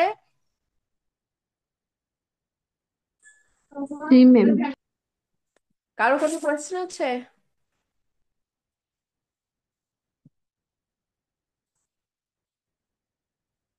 রেসপন্স করো, কারো কোনো কোয়েশ্চেন আছে? ম্যাম, ম্যাম অ্যানোভাটা যদি আবার একটু বলতেন। অ্যানোভা বেসিক্যালি এখানে এই যে এফ স্ট্যাটিস্টিক্স এর মান ডিনোট করে। এটা অ্যানোভার ক্ষেত্রে শুধুমাত্র আমরা এই এফ এফ এর মান আছে না, এফ টেবিল থেকে এফ এর মান দেখি অ্যানোভা দিয়ে। এইখানে এই সিগনিফিকেন্স লেভেলটা অবশ্যই এই আমার মডেলটা কতটুকু মডেলটার ফিটনেস আছে বা মডেলটা কতটুকু, এই যে আমরা বলছি যে 38% আমার এক্সপ্লেইন করছে, এটা কতটুকু যুক্তিযুক্ত, এই বিষয়টাই আমরা জাস্ট এফ এর মানটা যখন যখন সিগনিফিকেন্ট হয় হাইলি, তখনই শুধু আমরা বলতে পারি যে 38% বা 33% আমার এক্সপ্লেইন করছে। এটাই হচ্ছে অ্যানোভার কাজ। মডেলটার ফিটনেস দেখা হয় এফ এফ এর ভ্যালুর মাধ্যমে। বোঝা গেছে? জি ম্যাম। আর কারো কোনো কোয়েশ্চেন আছে? কোয়েশ্চেন না থাকলে আমরা আজকে আমাদের last topic, binary logistic regression. Binary বলতে বুঝিয়েছি যেই রেসপন্স গুলো 0 এবং 1-এ আসে, ইয়েস অর নো। বাইনারি ভেরিয়েবলের অল্টারনেটিভ নাম হচ্ছে, আমরা যেমন এই ভেরিয়েবল গুলো দেখো, এগুলো কিন্তু নিউমেরিক্যাল ভেরিয়েবল, কিন্তু রেসপন্স যখন ইয়েস এবং নো, 0 এবং 1 দুটো মাত্র রেসপন্সের মাধ্যমে, 0 এবং 1-এর মাধ্যমে হবে, তখন সেটাকে আমরা বলছি বাইনারি ভেরিয়েবল। এখন একটু চিন্তা করো যে এই যে আমার এই লাস্টের দুটো ভেরিয়েবল দেখো, স্টাডি আওয়ার, এবং এই ডিপেন্ডেন্ট ভেরিয়েবলটা এখানে মেইনলি পাস এবং ফেল।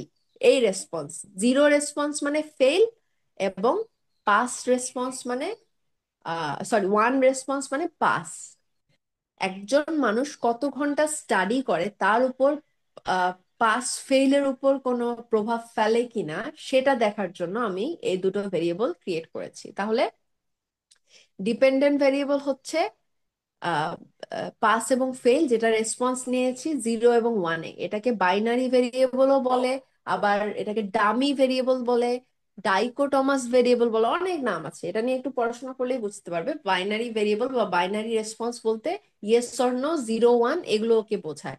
যেই সব ভেরিয়েবল আমরা শুধুমাত্র 0 এবং 1 রেসপন্সের মাধ্যমে মেজার করি, সেগুলোকে আমরা বলি বাইনারি ভেরিয়েবল বা ডামি ভেরিয়েবল বা ডাইকোটমাস ভেরিয়েবল।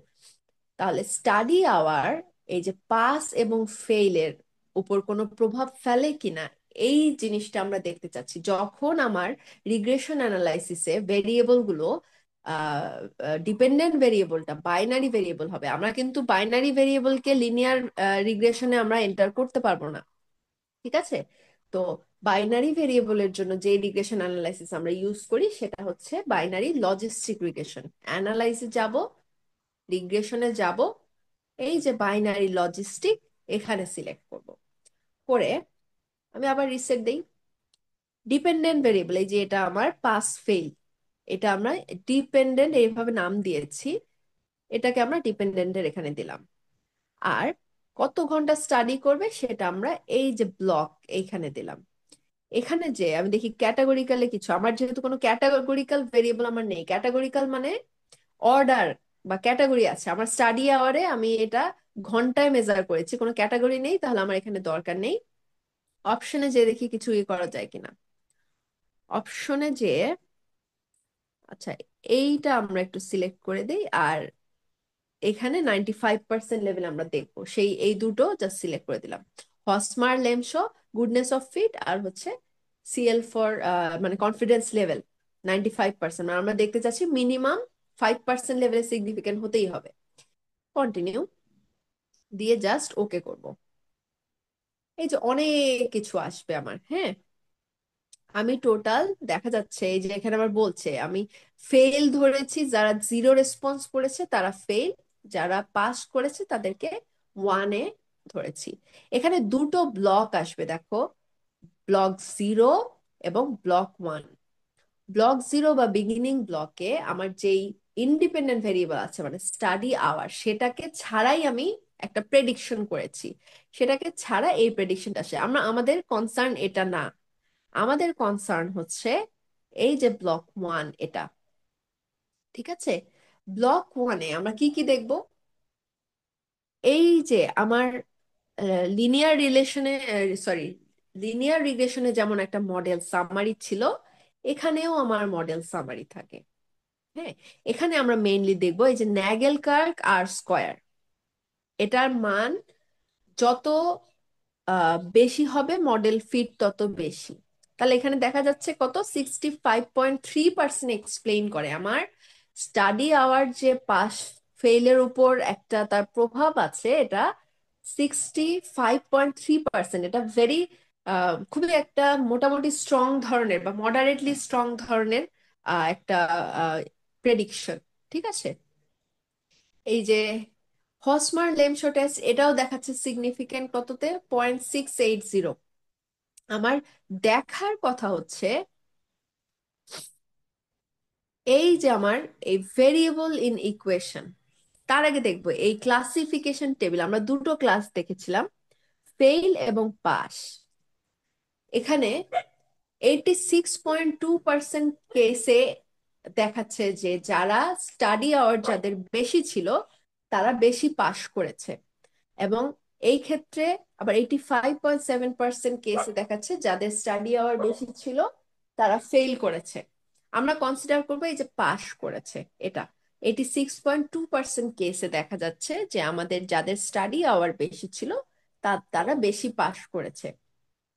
এখন এইখানে আসি ভেরিয়েবলস ইন দ্য ইকুয়েশন। আমরা নর্মালি কি দেখি, এই যে বিটা ভ্যালু দেখি 0.952। তার মানে স্টাডি আওয়ার 1 ইউনিট চেঞ্জ হলে বা 1 ইউনিট বাড়ালে আমাদের যে পাশ করার প্রবণতা, যেহেতু আমার পাশের পার্সেন্টেজ বেশি ছিল, তাহলে আমরা এটাকেই কনসিডার করবো পাশ করার প্রবণতা 0.952% বেড়ে যায়। ঠিক আছে, আর আরেকটা জিনিস দেখবো, সেটাকে বলা হয় অড রেশিও।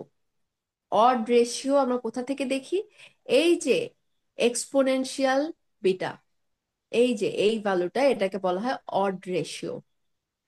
এটা যখন 1-এর চেয়ে গ্রেটার হবে তখন আমরা বলবো যে এটা পজিটিভ প্রবাবিলিটি আছে বা পজিটিভলি স্ট্রেংথ আছে। আমরা যেই কথাটা বলছি যে 1 ইউনিট স্টাডি আওয়ার বাড়ালে আমার পাশ করার প্রবণতা 0.952 ইউনিট বাড়বে, এটা পজিটিভলি প্রবাবিলিটি এটার বেশি, মানে অনেক বেশি। 1-এর চেয়ে বেশি হওয়া মানে এটা পজিটিভ সাইন নির্দেশ করে যে আমার অবশ্যই স্টাডি আওয়ার বাড়ালে পাশ করার প্রবণতা বেড়ে যাবে। এটা 1-এর চেয়ে যত বেশি হবে আমার মানটা তত বেশি, আমি তত প্রবাবিলিটি বেশি যে আমার ইন্ডিপেন্ডেন্ট ভেরিয়েবল বাড়ালে আমার ডিপেন্ডেন্ট ভেরিয়েবল বাড়বে। আবার এই যে সিগনিফিকেন্ট লেভেলটাও 0.1% লেভেলে সিগনিফিকেন্ট। তাহলে এখানে আমরা মেনলি তিনটা জিনিস আসলে দেখেছি, তিনটা না চারটা। প্রথমত মডেল সামারি দেখি। মডেল সামারি দেখি যে আমরা যে ভেরিয়েবলটা কনসিডার করেছি সেটা আমার ডিপেন্ডেন্ট ভেরিয়েবলকে কতটুকু এক্সপ্লেন করে। নেগেলকার কার স্কোয়ারের মাধ্যমে আমরা এটা দেখি, যেটা যেখানে দেখা যাচ্ছে 0.653 মানে 65.3% আমার এক্সপ্লেন করে। আমার হোসমার এন্ড লেমশো টেস্টেও সিগনিফিকেন্ট লেভেল দেখা যাচ্ছে 0.680। আর এখানে ক্লাসিফিকেশন টেবিলে আমরা যেহেতু দুটো ক্লাস দেখেছি, ফেল এবং পাস, এখানে দেখা যাচ্ছে পাশের প্রবণতাটা স্লাইটলি বেশি, 86.2। তাহলে ভেরিয়েবল ইন ইকুয়েশন থেকে আমরা বলতে পারি যে 1 ইউনিট যদি আমার স্টাডি আওয়ার বাড়ে, আমার পাশ করার প্রবণতা বাড়ে 0.952 ইউনিট, যেটা আরো বেশি আমার প্রবাবিলিটি বেশি আমরা বলতে পারি অড রেশিওর মাধ্যমে। যেটা 1-এর চেয়ে যখন বেশি, তার মানে 1 থেকে যত উপরের দিকে যাবে আমার অড রেশিও তত বাড়বে, মানে হচ্ছে আমার প্রবাবিলিটি পজিটিভলি আমি তত বেশি করে বলতে পারি। যখন সেটা মাইনাসের দিকে যাবে বা 1-এর 0 থেকে এদিকে এসে -1-এর দিকে যাবে, তখন আবার আমরা বলবো যে নেগেটিভ প্রবাবিলিটি। ঠিক আছে, এই হচ্ছে আমার বাইনারি লজিস্টিক রিগ্রেশন। তাহলে আমরা কিভাবে করলাম আরেকবার যদি দেখি, অ্যানালাইসে যাব, রিগ্রেশনে যাব, যে বাইনারি লজিস্টিকে যাব, যে ডিপেন্ডেন্ট ভেরিয়েবলটাকে এখানে দিব, ইন্ডিপেন্ডেন্ট ভেরিয়েবলটাকে এখানে দিব, দিয়ে অপশনে যে এই যে কনফিডেন্স লেভেল 95% এটা ক্লিক করব, অসমার লেমশো গুডনেস অফ ফিট এটা ক্লিক করব, কন্টিনিউ দেব, এখানে এন্টার ওকে দেওয়ার, আমি সোজাসুজি এগুলো কোনো কিছু দেখার দরকার নেই। আমি এখানে ব্লক 0 এবং ব্লক 1 আছে, আমাকে নর্মালি দেখতে হবে ব্লক 1-এর রেজাল্ট। এখানে আমরা মডেল সামারি দেখবো, নেগেল কার কার স্কোয়ারের ভ্যালুটা দেখবো। এটা যত বেশি হবে 1-এর দিকে যাবে, তত আমার মডেল বেশি গুড, মানে ফিট বলতে পারবো। হসমার লেমশো টেস্টের সিগনিফিকেন্ট লেভেল দেখবো, এবং হচ্ছে ক্লাসিফিকেশন টেবিলে আমরা দুটো ক্লাস বিবেচনা করি, কোন ক্লাসটা বেশি সেই ক্লাসটাকে ধরে আমার ইন্ডিপেন্ডেন্ট বাড়ালে ডিপেন্ডেন্ট বাড়বে কি কমবে সেটা আমরা ডিফাইন করব। আর একটা জিনিস, অড রেশিও আমাকে দেখতে হবে, এটা যত ওয়ান থেকে উপরের দিকে যাবে, ওয়ানের চেয়ে গ্রেটার হবে, আমরা বলতে পারবো যে পজিটিভ প্রবাবিলিটি আছে যে আমরা যেই রেজাল্টটা প্রেডিক্ট করছি, বিটা যেই মানটা প্রেডিক্ট করছি সেটার পসিবিলিটি বা প্রবাবিলিটি তত হওয়ার চান্স বেশি। এই হচ্ছে আমার বাইনারি লজিস্টিক রিগ্রেশন। আমাদের আজকের সেশনের এগুলোই মূলত পড়াশোনা। এখন বলো কারো কোনো কোয়েশ্চেন আছে কিনা।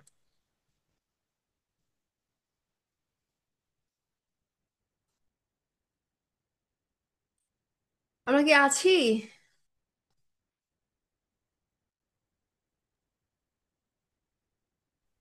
জি ম্যাম।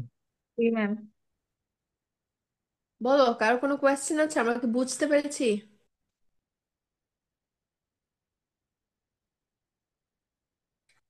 চুপ করে থাকা মানে আমরা কিছুই বুঝি নাই, শুধু আমি একা একাই কথা বলে গেছি। ম্যাম বুঝেছি। কারো কোনো কোয়েশ্চেন আছে?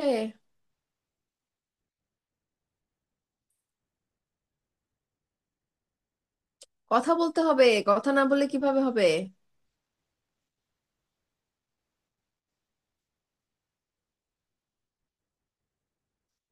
আচ্ছা, চ্যাটে বলছি, বুঝছি ম্যাম, ঠিক আছে। কারো কোনো কোয়েশ্চেন না থাকলে, আমি এই যে এতক্ষণ 1.5 ঘন্টা ধরে বক বক করলাম, দেখালাম, এগুলো কোনোটাই কোনো কাজে লাগবে না যদি আমরা নিজেরা প্র্যাকটিস না করি।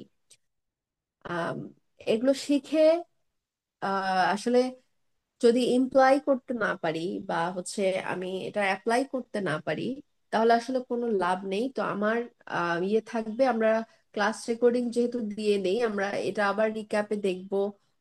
পারলে নিজে নিজে প্র্যাকটিস করবো, আমি ডেমো ডেটাটাও দিয়ে দেই, নিজে নিজে প্র্যাকটিস করব প্রত্যেকটা টেস্ট কিভাবে করা হচ্ছিল, কোন কোন স্টেপ ফলো করেছি, কোন কোন বিষয় এক্সপ্লেইন করতে কি কি আমি ইউজ করেছি, রেকর্ডিংটা আবার বারবার করে দেখবো, দেখে এগুলো একটু বোঝার চেষ্টা করব, প্লাস নিজে নিজে আমরা এগুলো প্র্যাকটিস করব। আদারওয়াইজ আমি যে এতক্ষণ ধরে কথা বলছি আমার কোনো লাভ হবে না, বা তোমাদের এখানে এতক্ষণ সময় নষ্ট করার কোনো লাভ নেই, ঠিক আছে?